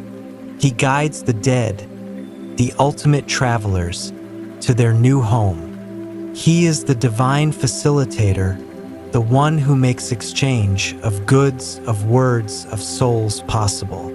His trickery is not malicious, but transactional and transformative. He is the nimble intellect, the quick wit that finds a path where none seems to exist. In a world of powerful, specialized gods, Hermes is the adaptable one, the connective tissue, reminding us that boundaries are made to be crossed, and that communication itself is a kind of gentle, persistent magic. From the divine, we descend to the earthy, oral traditions of folklore, where the trickster takes on more relatable, often humorous forms. In the tales of the American South, we find Br Rabbit, a small, seemingly weak creature who consistently outwits larger, stronger opponents like Br Fox and Br Bear through cleverness and guile. He is the archetypal underdog, using his wits as his primary weapon. In the stories of West Africa and the diaspora, we find Anansi the spider, a figure who often uses trickery to obtain stories from the sky god or to escape from perilous situations. These folk tricksters embody a crucial social truth. They are the champions of the powerless against the powerful. They represent the intelligence and resilience of the common person, the ability to use cunning to navigate a world ruled by brute force or rigid hierarchy. Their victories are not triumphs of virtue, but of brains over brawn. They teach that the established order is not invincible, that it can be bent, subverted, or tricked by a clever mind. In their laughter-provoking exploits, there is a subtle, liberating message about the power of mental agility and the potential for change, even from the bottom. The great psychologist Carl Jung saw the trickster as a vital archetype emerging from the collective unconscious. It represents an earlier, undifferentiated stage of consciousness, the childish, amoral, yet creative part of the psyche that exists before we learn the rules of society. The trickster in us is the part that questions authority, that plays with ideas, that finds unorthodox solutions, that refuses to be fully tamed. It is the source of innovation and humor, but also of mischief and rebelliousness. Engaging with this archetype, Jung suggested, is essential for a whole psyche. To repress the trickster is to risk becoming rigid, dogmatic, and sterile. To integrate its energy is to retain flexibility, creativity, and the ability to see the world from unexpected angles. This leads us to the gentle, overarching truth of the trickster. They are not merely agents of disorder. They are the personification of potentiality. In any system, cosmic, social, or psychological, there is the established structure, the gods, the kings, the conscious ego. And then there is the latent possibility for something else, something new. The trickster is that possibility made manifest. They poke holes in the structure, not always to destroy it, but to show that it is not the only reality. They introduce the new idea, the unforeseen connection, the lucky break, the fortunate accident. They remind us that wisdom is not only found in solemn truth, but also in clever deception.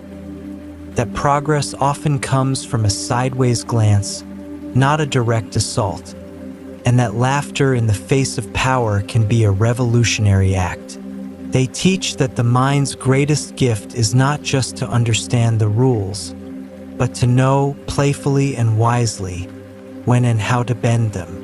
In a world that often demands seriousness and conformity, the trickster's legacy is a whispered permission to be clever, to be adaptable, to laugh, and to never stop finding new paths through the ancient maze. The playful, winding paths of the trickster now give way to a straighter, sterner road, one paved with inevitability and lit by the cold light of stars. For if the trickster represents the exhilarating possibility of chance and change, then the myths of tragedy and fate present its solemn counterweight, the concept of an inescapable order, a predetermined path against which human will struggles, often in vain. These are not stories of monsters to be slain, but of patterns to be endured. They speak to a deep, quiet part of us that recognizes some forces, whether divine, cosmic, or woven into the fabric of our own families, are larger than individual choice. They explore the gentle, heartbreaking truth that our greatest suffering often comes not from random evil, but from the collision of our best intentions with an unyielding destiny. No story embodies this more perfectly, more devastatingly, than the tragedy of Oedipus. The oracle at Delphi speaks a clear, terrible prophecy to King Laius of Thebes. His newborn son will one day kill him and marry his own mother, Queen Jocasta. In a desperate attempt to cheat fate, Laius orders the infant's ankles pinned and leaves him to die on a mountainside. But a shepherd takes pity, and the child is raised in the distant court of Corinth as a prince, named Oedipus, swollen foot for his wounded ankles. Years later, Oedipus, Hearing a rumor he is not his parents' true son, consults the same oracle, tells him the same horrific prophecy, believing he is fleeing from his Corinthian parents. He sets out in the opposite direction. On the road, he meets an arrogant old man in a chariot. They quarrel, and Oedipus kills him. That man is King Laius, his true father. He travels on, solves the riddle of the Sphinx terrorizing Thebes, is hailed as a savior, and is given the widowed Queen Jocasta's hand in marriage. For years, he rules wisely and fathers children with her. Then a plague strikes Thebes, and the oracle declares it will lift only when Laius's murderer is found. Oedipus, the righteous king, pursues the truth with relentless vigor, only to discover that he himself is the murderer, the son, and the husband. Jocasta hangs herself. Oedipus blinds himself with her brooch and goes into exile. The profound, existential truth of this story is not that the gods are cruel, but that fate is inescapable. Every human attempt to avoid it, Laius's exposure of the infant, Oedipus's flight from Corinth, becomes the very mechanism that ensures its fulfillment. The road away from Corinth was the road toward Thebes and his father. The prophecy was not a sentence imposed from without, but a pattern revealed, a truth about the structure of reality that human action, however well-intentioned, merely traces over. Oedipus's tragedy is the tragedy of consciousness itself, the agonizing moment when we realize our own agency has been the instrument of our doom. It asks a gentle, haunting question: how free are we, truly? And it suggests that part of the human condition is to live out stories whose endings were written in a language we cannot read until it is too late. From the individual's clash with prophecy, we expand to a familial scale, to a curse that binds generations. This is the story of the House of Atreus, a saga of betrayal, cannibalism, murder, and relentless vengeance that reads like a divine punishment played out across decades.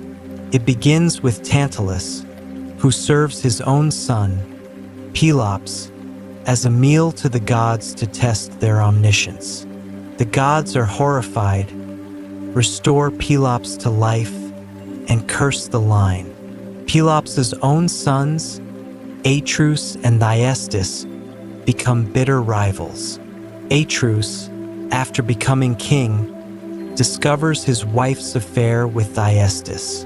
In revenge, he slaughters Thyestes' sons, cooks them, and serves them to their father at a feast of reconciliation. When Thyestes learns what he has eaten, he flees, uttering a curse upon Atreus and all his descendants. This curse manifests in the next generation: Atreus' sons, Agamemnon and Menelaus. Agamemnon, to gain favorable winds to sail to Troy, sacrifices his own daughter, Iphigenia. His wife, Clytemnestra, enraged and grieving, takes a lover, Aegisthus, the sole surviving son of Thyestes, seeking vengeance for his brothers. When Agamemnon returns victorious from Troy, Clytemnestra and Aegisthus murder him in his bath.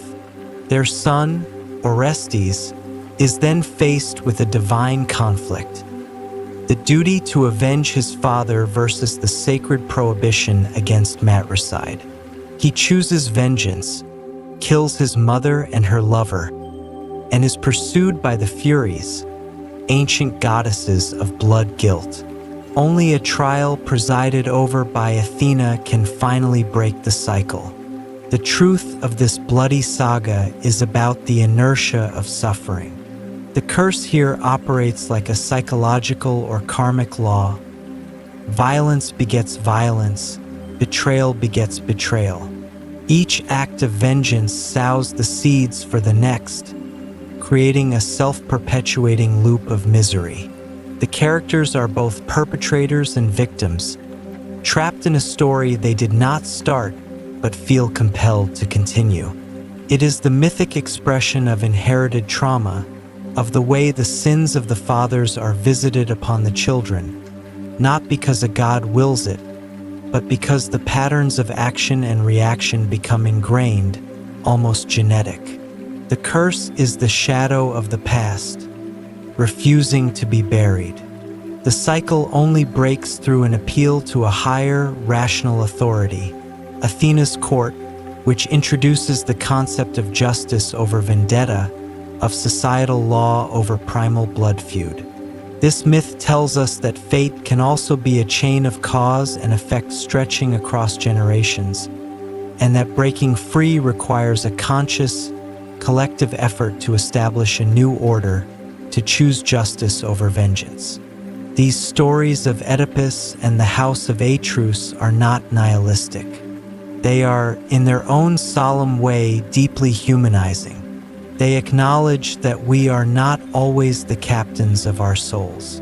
We are born into histories, into family dynamics, into cosmic patterns we did not choose. Our freedom exists in the space between the prophecy and its fulfillment, in how we meet our destiny. Oedipus, in his blinding and exile, accepts the truth with horrifying clarity and takes responsibility, transforming from a proud king into a suffering sage.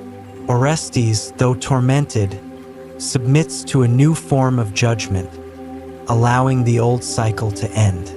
The gentle truth here is one of dignity in the face of the inevitable. Tragedy, in the mythic sense, is the art of making meaning out of predetermined suffering. It shows us that even when our choices are circumscribed by forces beyond our control, be they oracles, curses, or the unconscious patterns of our lineage, the quality of our awareness, our courage in facing the truth, and our acceptance of the consequences is where our humanity truly resides. It is a quiet lesson in grace under a pressure that was written in the stars long before we were born. From the shadowed realms of inescapable fate, our journey now turns toward the gentle light of dawn, not a symbolic one, but the very real light of the sun falling upon stone, soil, and fragment. For we have dwelled long in the landscapes of pure story. Now, let us ask a quieter, perhaps more tantalizing question. What if some of these whispers from the past are not just echoes of the human psyche, but faint, distorted echoes of real events? What if the line between myth and history is not a solid wall, but a shimmering, permeable membrane? This is the domain where archaeology meets poetry, where geology touches legend. It is the slow, patient work of listening to the earth, to see if it hums the same tune as the oldest songs. Our first stop is a windy hill in modern-day Turkey, known as Hazarlik. For centuries, the tale of the Trojan War, the magnificent city of Troy, the beautiful Helen, the cunning Odysseus and his wooden horse, was considered by the scholarly world to be pure epic fiction, a glorious myth spun from the threads of poetic imagination. That was until a wealthy, eccentric German businessman named Heinrich Schliemann, obsessed with the Homeric epics, decided to go looking for it. In the 1870s, armed with a copy of the Iliad as his guide, he began to dig at Hazarlik. To the astonishment of the world, he uncovered not one city, but many, built layer upon layer over millennia. He found evidence of massive walls, of destruction by fire and warfare, and a stunning cache of gold jewelry he famously dubbed Priam's treasure. While Schliemann's methods were crude and his interpretations often reckless, he ignited a revolution. The myth of Troy had a geographical heart. Subsequent, more scientific archaeology has revealed a powerful Bronze Age city that controlled vital trade routes. It shows clear signs of being besieged, sacked, and rebuilt multiple times around the period Homer likely described, circa 1200 BCE. The gentle truth here is not that every detail of the Iliad is factual, but that the epic likely preserves the magnified memory of a real, catastrophic conflict, a great coalition of Greek kingdoms against a wealthy, fortified city in Anatolia. The gods and the superhuman duels are the mythic lens. The war, the siege, the fall of a great citadel, these are the possible historical bones. The story was a vessel, carrying the trauma and glory of a real historical event across the dark ages that followed, growing in grandeur with every retelling. Now, let your mind wander from a single hill to the entire shape of the land itself, to the memory of water. We have already spoken of the universal flood myth. For a long time, this too was seen as a purely symbolic story about cleansing and rebirth. But in the 1990s, two marine geologists, William Ryan and Walter Pittman, proposed a startling hypothesis. They suggested that around 5,600 BCE, as the last ice age receded and global sea levels rose, the Mediterranean Sea catastrophically burst through a natural land bridge at the Bosporus.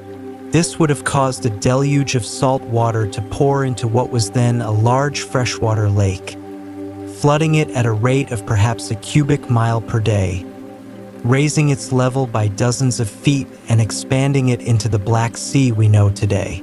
The shoreline would have advanced by a mile per day, drowning settlements, forcing a massive, sudden migration of people. This event, they argued, could have been the seed for the many flood legends that echo from that region. The story of Noah, the earlier Mesopotamian tales of Utnapishtim and Atrahasis. The hypothesis is still debated, but it presents a powerful idea. A shared, traumatic environmental cataclysm imprinted itself on the collective memory of the survivors. The truth of the flood myth in this light is both geological and psychological. The rising waters were real. The experience of watching the known world disappear, of escaping to high ground, of being among a tiny remnant of humanity. That profound trauma was real. The myth preserved not the precise measurements of the rainfall, but the existential shape of the experience, dressing it in the spiritual language of divine judgment and covenant. It turned a geophysical event into a moral and theological landmark. Finally, we come to a story that lives almost entirely in the realm of philosophy and allegory, yet perpetually tempts us with the possibility of a real place: Atlantis. The story comes from Plato, the Greek philosopher, writing around 360 BCE in his dialogues Timaeus and Critias. He describes a powerful, advanced island kingdom beyond the Pillars of Hercules, the Strait of Gibraltar, that sank into the ocean in a single day and night of misfortune, some 9,000 years before his time. Plato explicitly uses Atlantis as a moral and political allegory, a cautionary tale about a civilization that became morally corrupt, militarily arrogant, and was thus divinely punished. For him, the truth of Atlantis was philosophical. Yet, the human imagination, ever eager for lost worlds, has never let it go. Over the centuries, it has been found in the Atlantic, the Caribbean, Antarctica, and off the coast of Cyprus. One of the most compelling scientific connections is not to a location, but to an event. Around 1600 BCE, the volcanic island of Thera, modern Santorini, in the Aegean Sea exploded in one of the largest eruptions in human history. The eruption devastated the sophisticated Minoan civilization on Crete, 70 miles to the south, with tsunamis, ashfall, and economic collapse. The Minoans were a peaceful, artistic, seafaring people with advanced architecture, including elaborate palace complexes that might have inspired the concentric rings of Atlantis.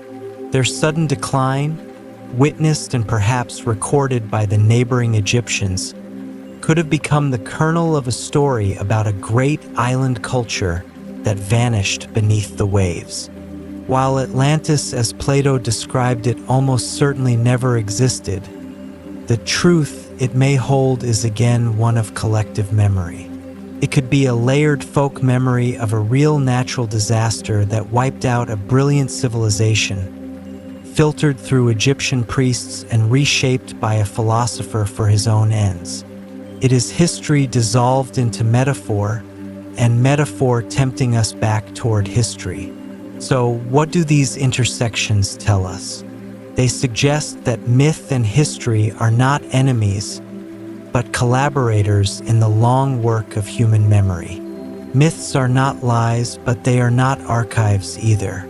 They are the emotional and symbolic encoding of experiences too vast, too traumatic, or too significant to be recorded in mere chronicles.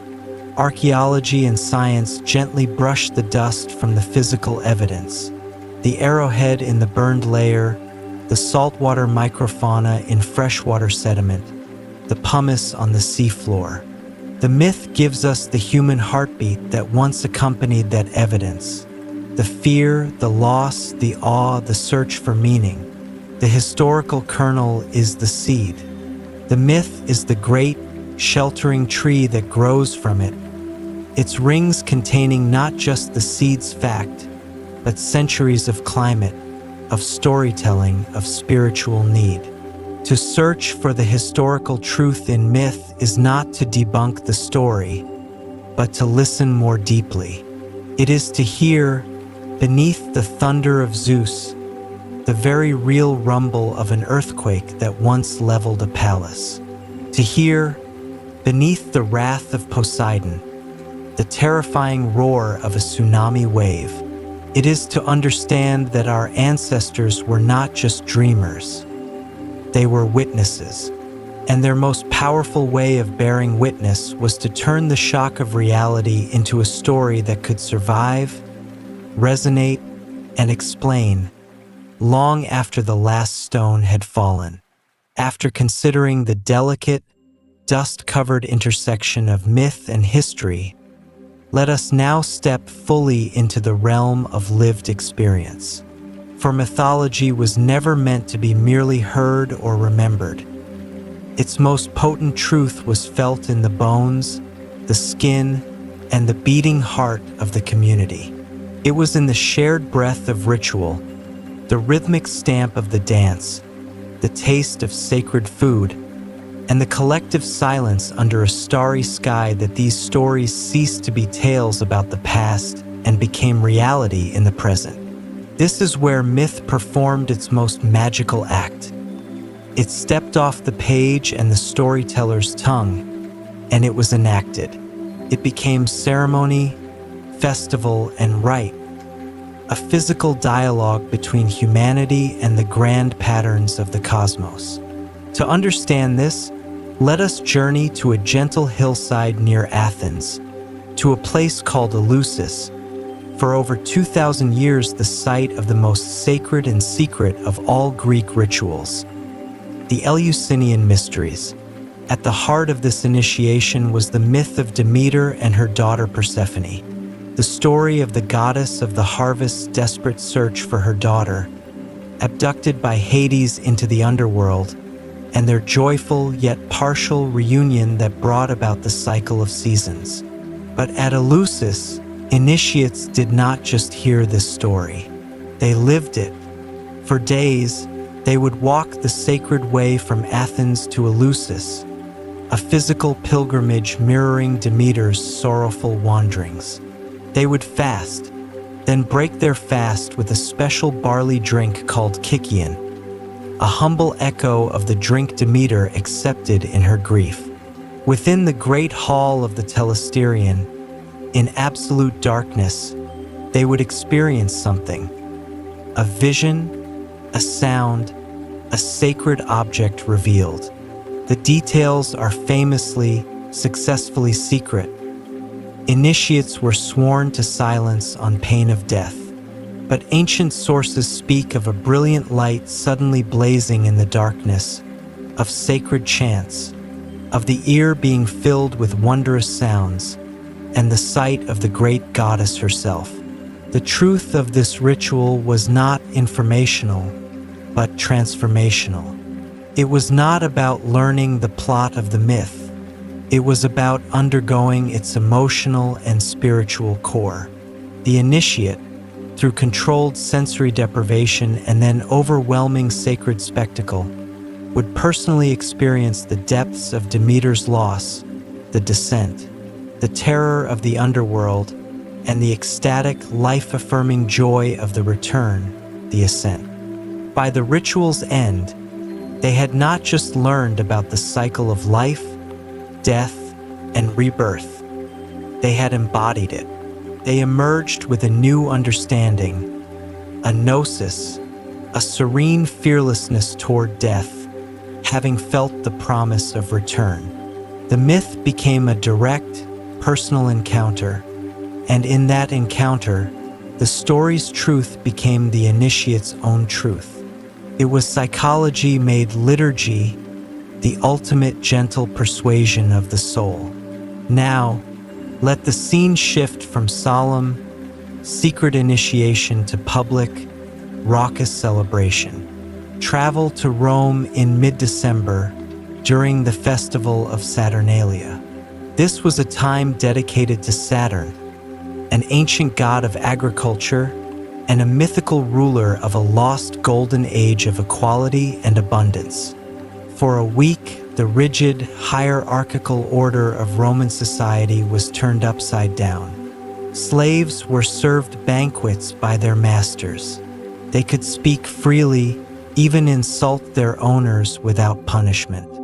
Gambling, normally restricted, was permitted in public.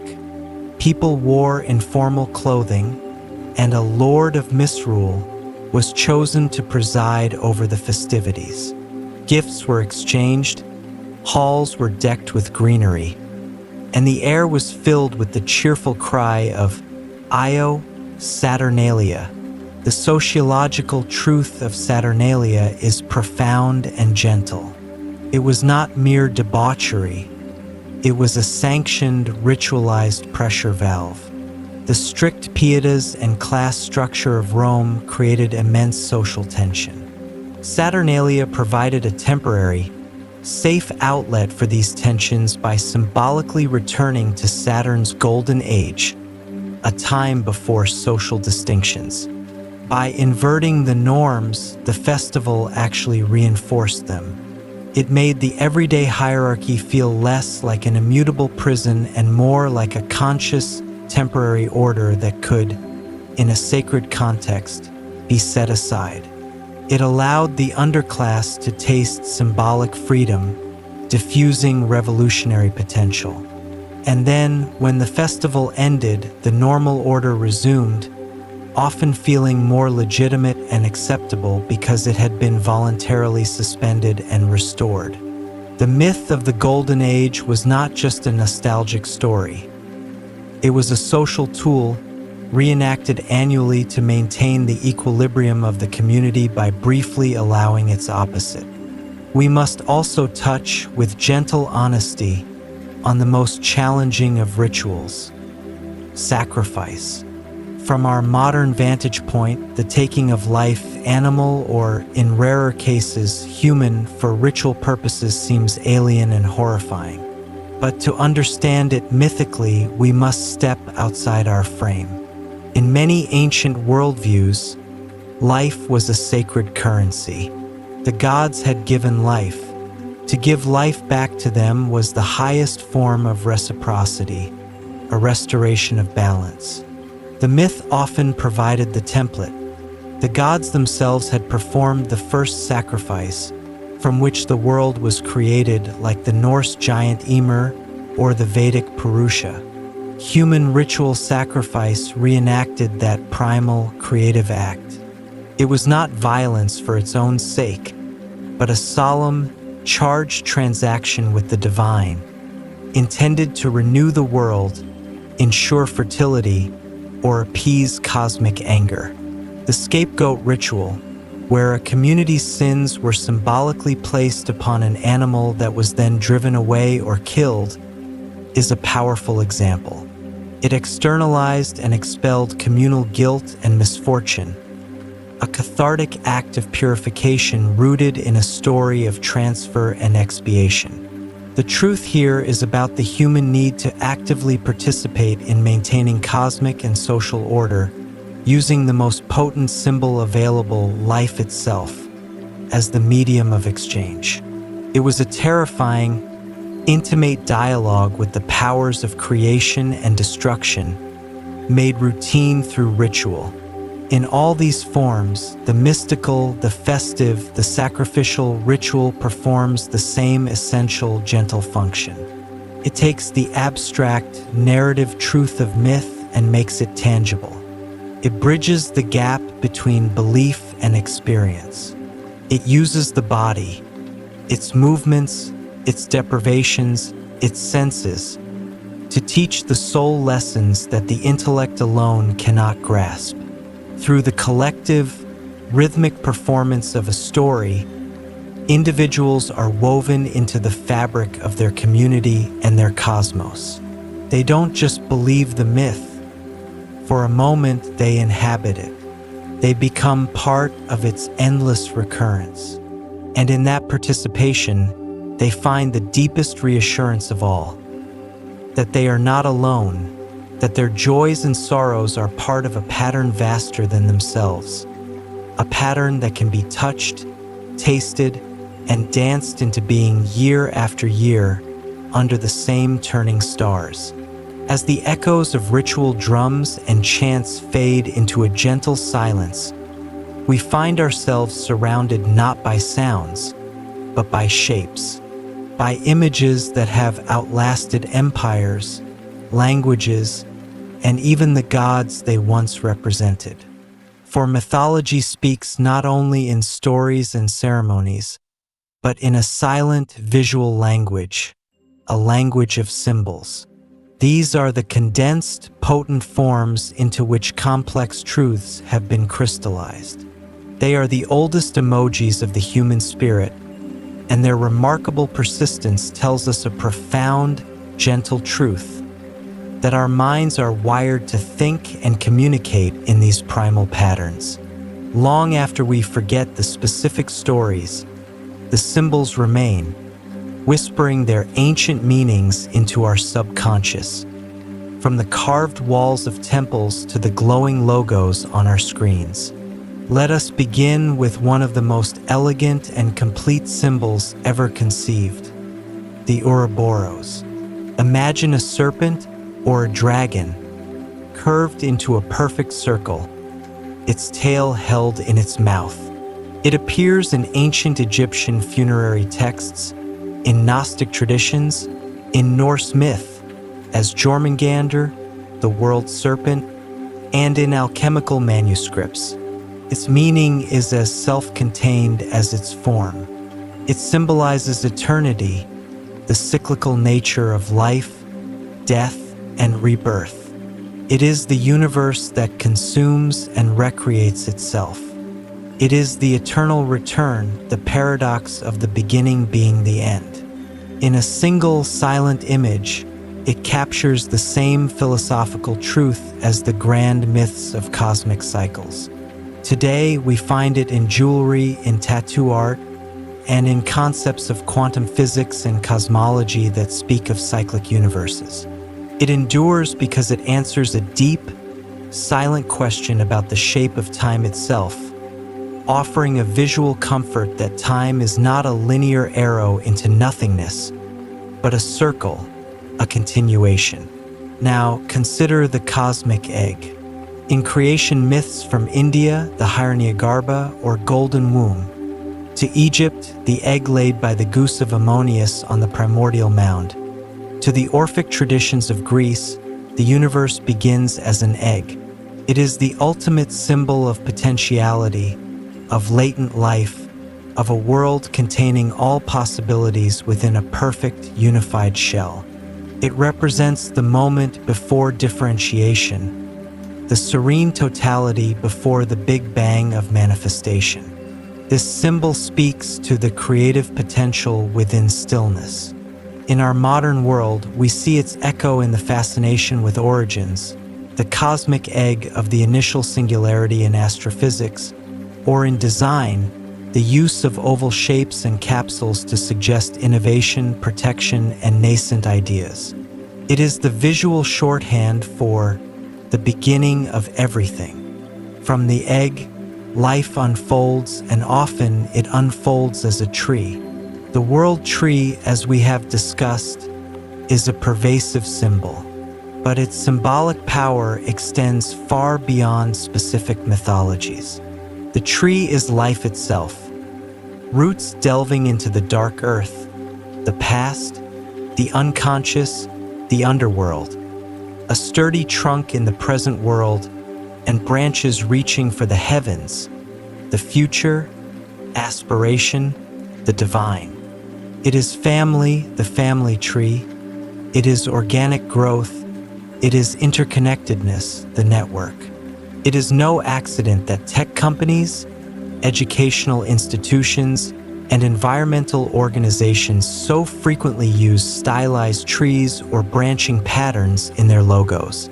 It subconsciously communicates growth, stability, natural wisdom, and connection. All values we intuitively associate with the ancient, mythic tree. We are drawn to it because it maps the structure of our own existence, from our hidden roots to our highest aims. Then there is the symbol that bridges realms, the rainbow bridge. In Norse myth, it is Bifrost, the trembling, three-colored bridge connecting Midgard, the world of humans, to Asgard, the world of the gods, guarded by the god Heimdall. It is a path between the mundane and the divine, the earthly and the celestial. It is a symbol of hope, of connection after a storm, of a promise kept.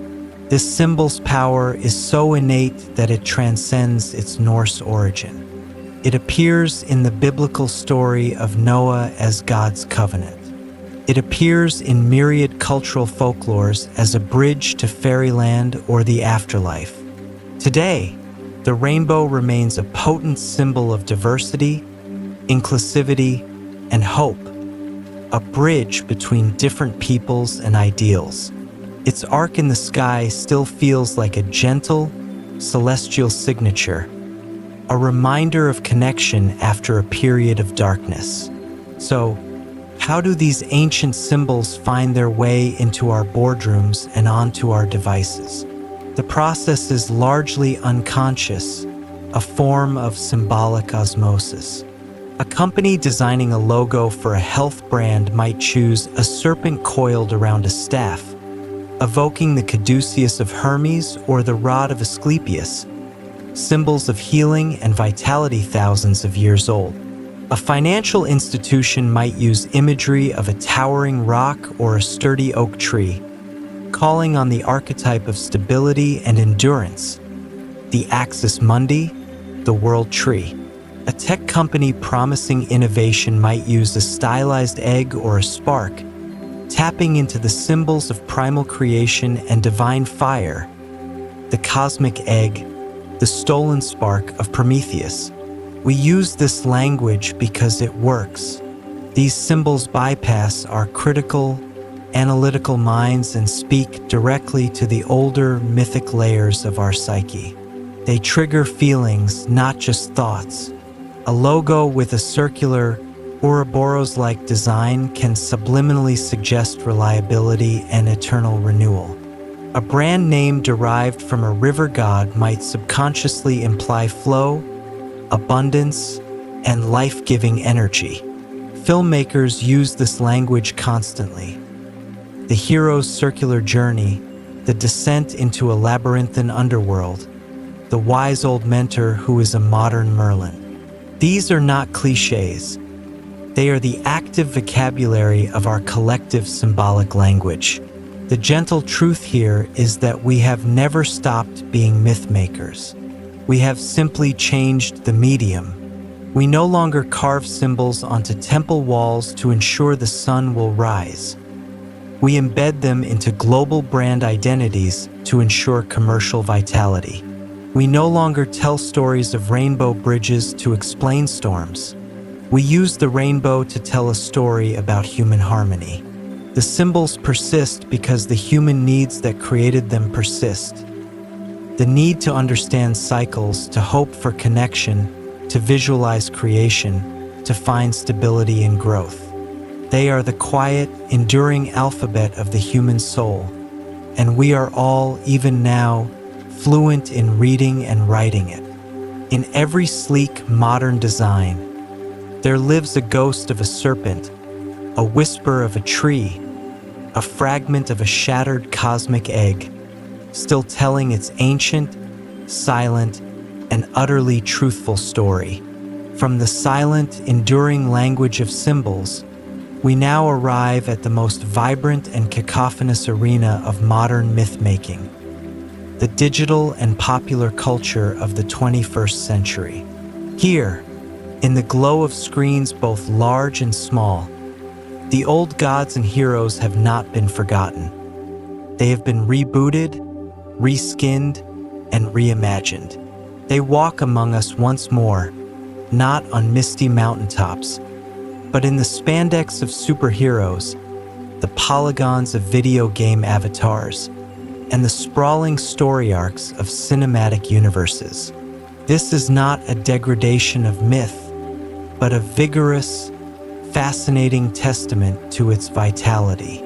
The gentle truth we uncover here is that our ancient narrative blueprints are infinitely adaptable, fulfilling the same psychological and communal needs in a world of CGI and global connectivity as they did around ancient fires. Let us begin with the most obvious pantheon, the superheroes of Marvel and DC Comics. Stan Lee, Jack Kirby, and their contemporaries were, whether consciously or not, modern mythographers. They tapped directly into the archetypal well. Consider Thor. He is not just a character inspired by Norse myth.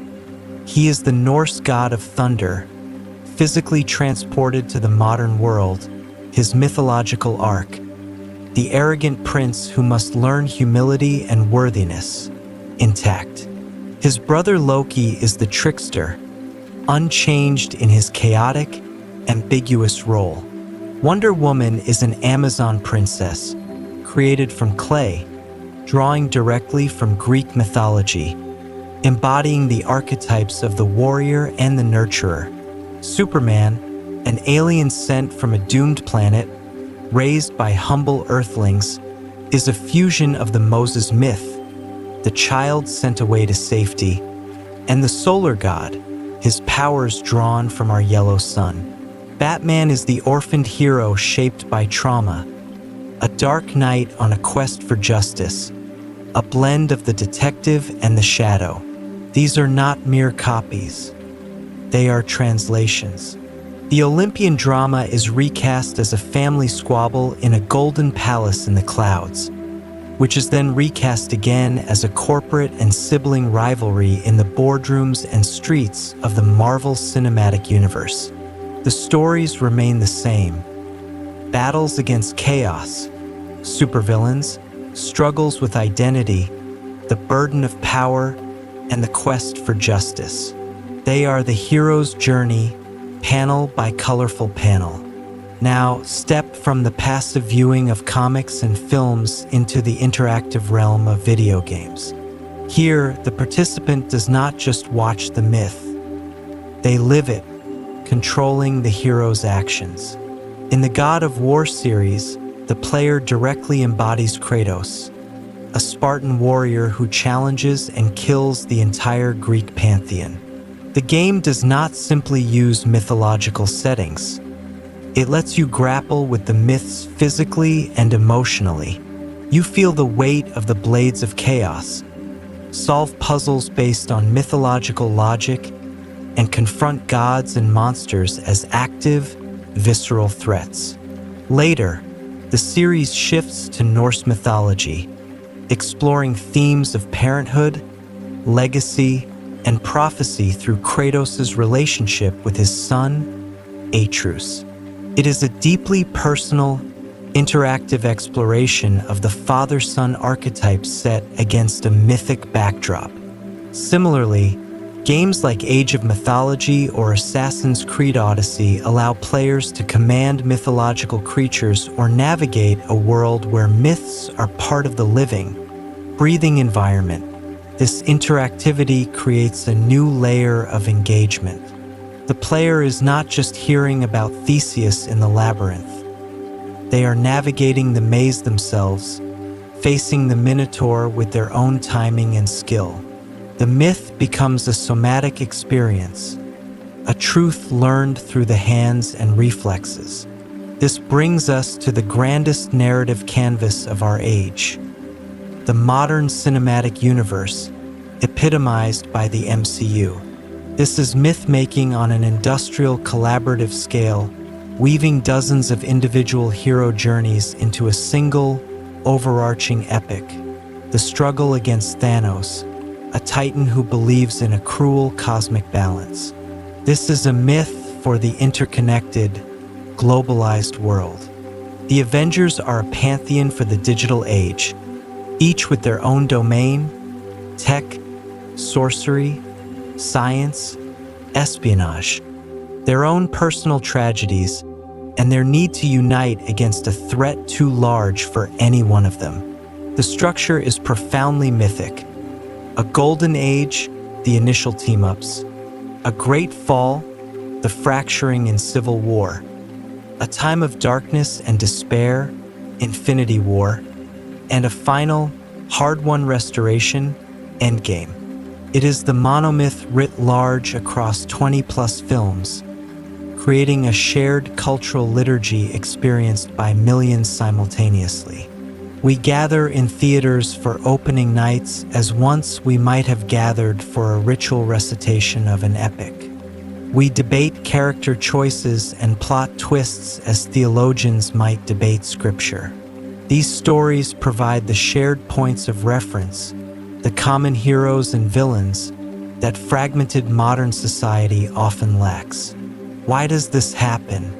Why do Iron Man and the God of War reboot resonate with the same power as the tales of Hephaestus and Ares? The reason is the gentle, unchanging truth we have followed all along. The human brain is a story-making machine, and it craves certain patterns. We need heroes to aspire to, monsters to define ourselves against, and cosmic struggles to contextualize our own. We need stories about sacrifice, redemption, and the use of power. Digital culture, with its global reach and immersive technologies, is simply the newest, most powerful loom on which to weave these ancient, essential patterns. The pixels and soundtracks are new, but the dreams are old. The gods have not died. They have put on new masks. They speak in the quippy dialogue of a billionaire genius, in the grunts of a grieving Spartan father, in the silent determination of a super soldier out of time. They remind us that our world, for all its technology, is still ruled by the same old, beautiful, and terrifying stories. Stories about who we are, what we fear, and what we hope, against all odds, we might become. As the spectacular, external adventures of modern gods and heroes fade from the screen, let us now turn the gaze inward, into the quiet, intricate landscape that these stories have always truly been about, the human psyche itself. The 20th century brought a new kind of mythology, not of gods, but of the mind, and with it, a new set of interpreters. Psychologists like Sigmund Freud and Carl Jung did not dismiss ancient myths as primitive fictions. Instead, they held them up as the most revealing mirrors, the royal road to understanding the uncharted territories within us. They proposed a gentle, revolutionary truth, that mythology is not about events that happened out there, but about dramas that happen perpetually in here. In their work, the labyrinth, the monster, and the quest cease to be mere adventure. They become a precise, symbolic language for our deepest fears, desires, and the journey toward wholeness. We begin with Sigmund Freud, the father of psychoanalysis. For Freud, myths were profound expressions of the personal unconscious, particularly of repressed childhood desires and conflicts. The most famous example is, of course, the story that gave its name to a foundational complex, Oedipus. Freud saw in the myth of Oedipus the king who unknowingly kills his father and marries his mother, a universal childhood fantasy. He theorized that all children experience a stage of psychosexual development where they feel possessive love for the opposite-sex parent and rivalry, even unconscious hostility, toward the same-sex parent. The power of the myth, for Freud, lay in its stark, tragic enactment of this repressed wish and the horror of its fulfillment. It resonated so deeply across cultures not because it recounted history, but because it tapped into this primal, buried layer of the individual psyche. Similarly, Freud analyzed the myth of Medusa, interpreting her snake-haired visage that turns men to stone as a symbol of castration anxiety, the terrifying sight of female genitalia, and by extension, the lack of a penis that petrifies the male viewer with fear. While later critics have challenged the universality and gendered focus of Freud's interpretations, his essential contribution was transformative. He taught us to read myths as symbolic narratives of internal, often unconscious, conflict. The monster is not a beast in a cave. It is a repressed desire or a childhood trauma taking monstrous form in the imagination. The hero's battle is the ego's struggle to manage the unruly demands of the id and the strictures of the superego. From Freud's focus on the personal and the psychosexual, we expand into the vast, collective vistas mapped by his one-time protege, Carl Jung. Jung agreed that myths were about the psyche, but he believed their source was not personal repression, but something grander, the collective unconscious. He envisioned this as a deep, inherited layer of the human psyche, shared by all, containing universal, pre-existent forms he called archetypes. These archetypes are not inherited memories, but innate potentials for forming certain kinds of images and stories, the fundamental patterns of human experience. For Jung, the gods, goddesses, heroes, and monsters of myth are not distortions of personal history. They are the collective unconscious spontaneously expressing itself in the dress of local culture. They are the archetypes in their purest, most recognizable form. Jung identified many key archetypes that populate both myths and our own inner lives.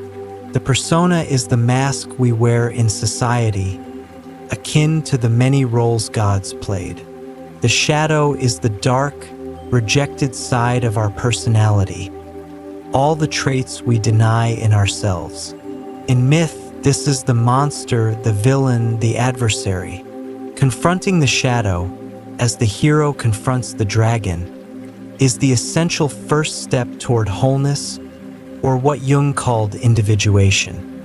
The anima, the feminine aspect in a man's psyche, and animus, the masculine aspect in a woman's psyche, are often projected onto mythological figures, explaining the powerful, fateful allure of certain lovers or divine beings like Aphrodite or Apollo. The self is the central archetype of wholeness and harmony, the complete integration of consciousness and the unconscious. It is often symbolized by sacred, unifying images. The mundal, a concentric circle, the philosopher's stone, or the divine child who heralds a new consciousness. Jung saw the entire mythic journey as a metaphor for the process of individuation. The hero's call to adventure is the ego's awakening to a deeper need for meaning. The descent into the underworld is a plunge into the unconscious to retrieve lost parts of the self. The confrontation with the monster is the integration of the shadow. The acquisition of the treasure or the Holy Grail is the achievement of a more complete, authentic self. The return is the difficult task of living that integrated truth in the everyday world.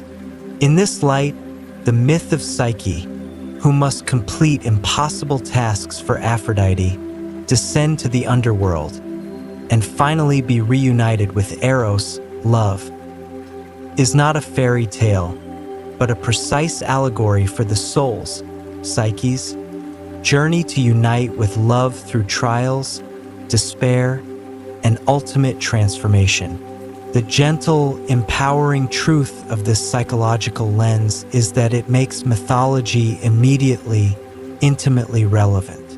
It tells us that we are each living a myth. Our personal struggles, our dreams, our attractions and aversions are not random. They are the local, contemporary expressions of these ancient, universal patterns. When we feel a call to adventure, a restlessness, a deep desire for change, we are feeling the hero archetype stir within. When we wrestle with a dark thought or a hidden flaw, we are confronting our personal shadow. When we fall in love, we are, in part, projecting our inner anima or animus onto another person. Understanding these patterns doesn't solve our problems, but it places them in a grand, compassionate context. It tells us we are not broken or alone in our conflicts. We are participating in the oldest story of all, the story of the conscious self, born from the great, dark sea of the unconscious, struggling to know itself, to integrate its parts, and to become whole. The myths are our guidebooks, written in the symbolic language our deepest self understands. To study them through the eyes of Freud and Jung is to begin the most important quest of all, the quest for the treasure buried not in a distant land, but at the very center of our own being. And so we arrive at the quiet center of our long, meandering exploration. We have listened to the whispers of creation from the void and the lamentations from the underworld. We have walked with gods, outwitted tricksters, and trembled before monsters. We have seen these stories etched on temple walls and flickering on cinema screens, heard them in the theories of psychologists, and felt them in the pulse of ancient rituals. One gentle, overarching truth has persisted throughout, like a deep, sustained note beneath a complex melody. Mythology is not about the gods. It never was. It is and always has been the story of us. It is humanity's most profound and poetic attempt to answer the fundamental questions of existence. Who are we? Where do we come from? Why is there suffering? What happens when we die? And what is our place in this vast, beautiful, and terrifying cosmos? These stories are the mirror, sometimes clear, sometimes distorted, held up to the collective soul of humankind, reflecting our fears, our hopes, our follies, and our grandeur across the ages. They are the loom on which we weave the raw, chaotic material of experience into patterns of meaning.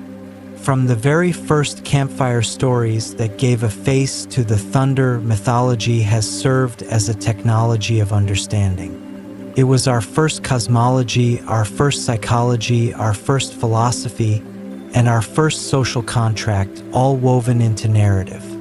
The great cosmological maps, the world tree, the axis mundi, were not just descriptions of the heavens, but maps of the inner self, placing the individual at the intersection of the divine, the earthly, and the chthonic. The pantheons of gods gave name and form to the conflicting forces within our own psyches. The nurturing mother, the stern father, the passionate lover, the wise counselor, the chaotic trickster. The hero's journey provided a template for the trials of every life, a promise that struggle leads to transformation. The tales of tragedy and fate taught us dignity in the face of limits, while the myths of death and rebirth offered a fragile, beautiful hope against the void. These narratives were the software of the human spirit, running on the hardware of every new generation, adaptable, updatable, but always serving the same core functions: to explain, to comfort, to guide, and to unite. Now, as we sit in the flickering light of our own modern campfires, the glowing screens that connect and isolate us, we must ask the inevitable gentle question: if myths are the stories we tell to make sense of our world, what stories are we telling now? In an age of quantum physics, artificial intelligence, climate crisis, and global interconnection, where do we find the new myths? Or perhaps, more accurately, how are the old, eternal patterns clothing themselves in the garments of our time?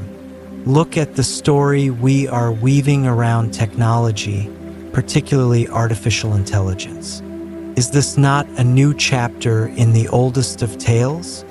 The myth of Prometheus, who stole fire from the gods and gave it to humanity, is being reenacted daily in laboratories and server farms. We are seizing the fire of cognition, the spark of creation itself, from the realm of what was once considered divine or uniquely human. And like Prometheus, we are both exhilarated and terrified by the consequences. Our new Prometheans, the scientists and engineers, are hailed as visionary heroes and feared as potentially hubristic overreachers. The AI in our narratives is often cast as a potential savior and a potential destroyer, a godlike child we are creating but may not control. This is a classic mythic duality, the gift that is also a curse, the knowledge that brings both power and peril. We are collectively telling a story about our relationship with a new form of consciousness, wrestling with the same old themes of responsibility, hubris, and the definition of what it means to be human. Then, turn your gaze to our environment.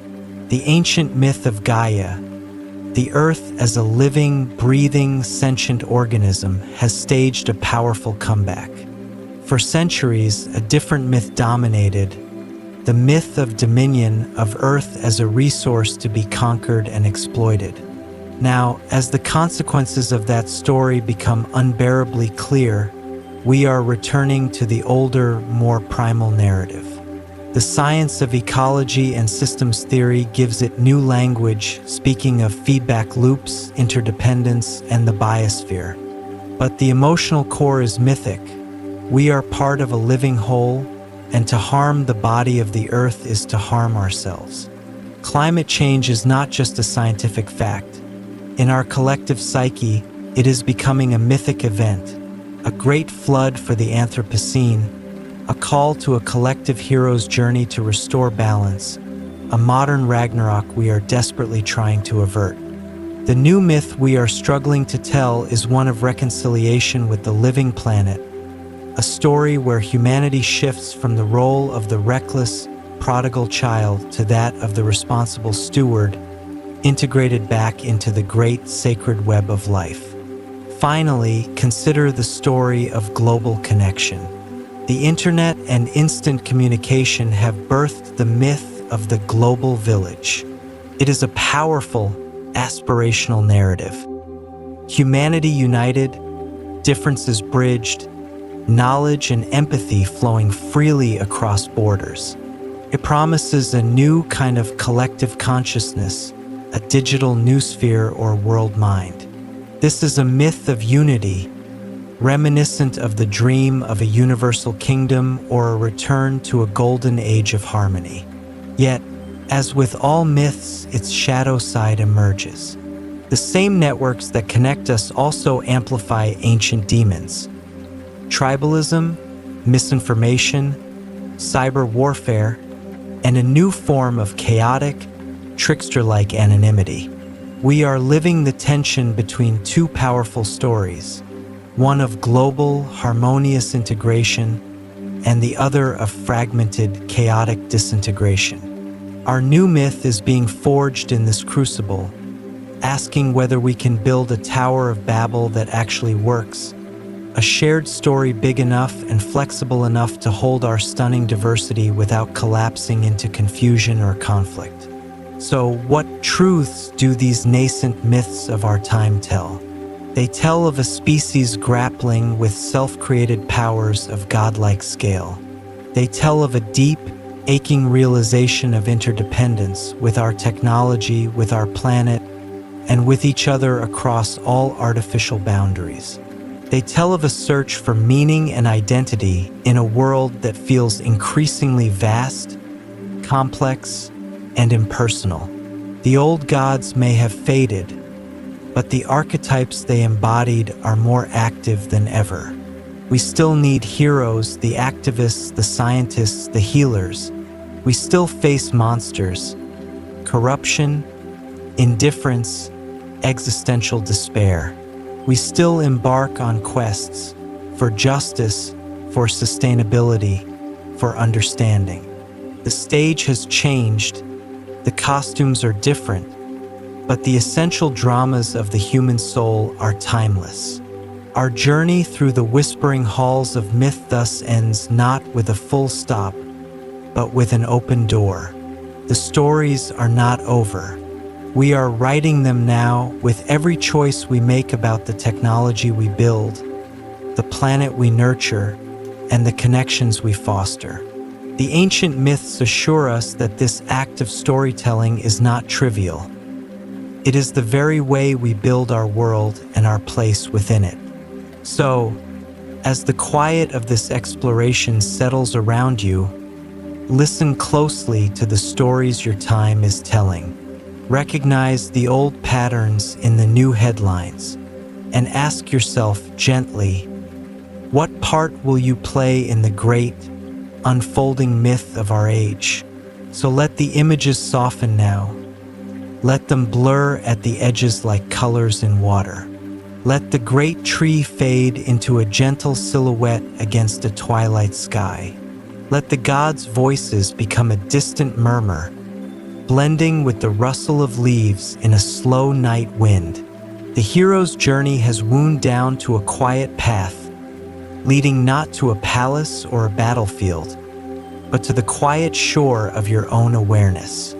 All those stories, those grand patterns of chaos and order, love and loss, have been but echoes of the one endless story that is simply being alive, being conscious in this vast and dreaming world.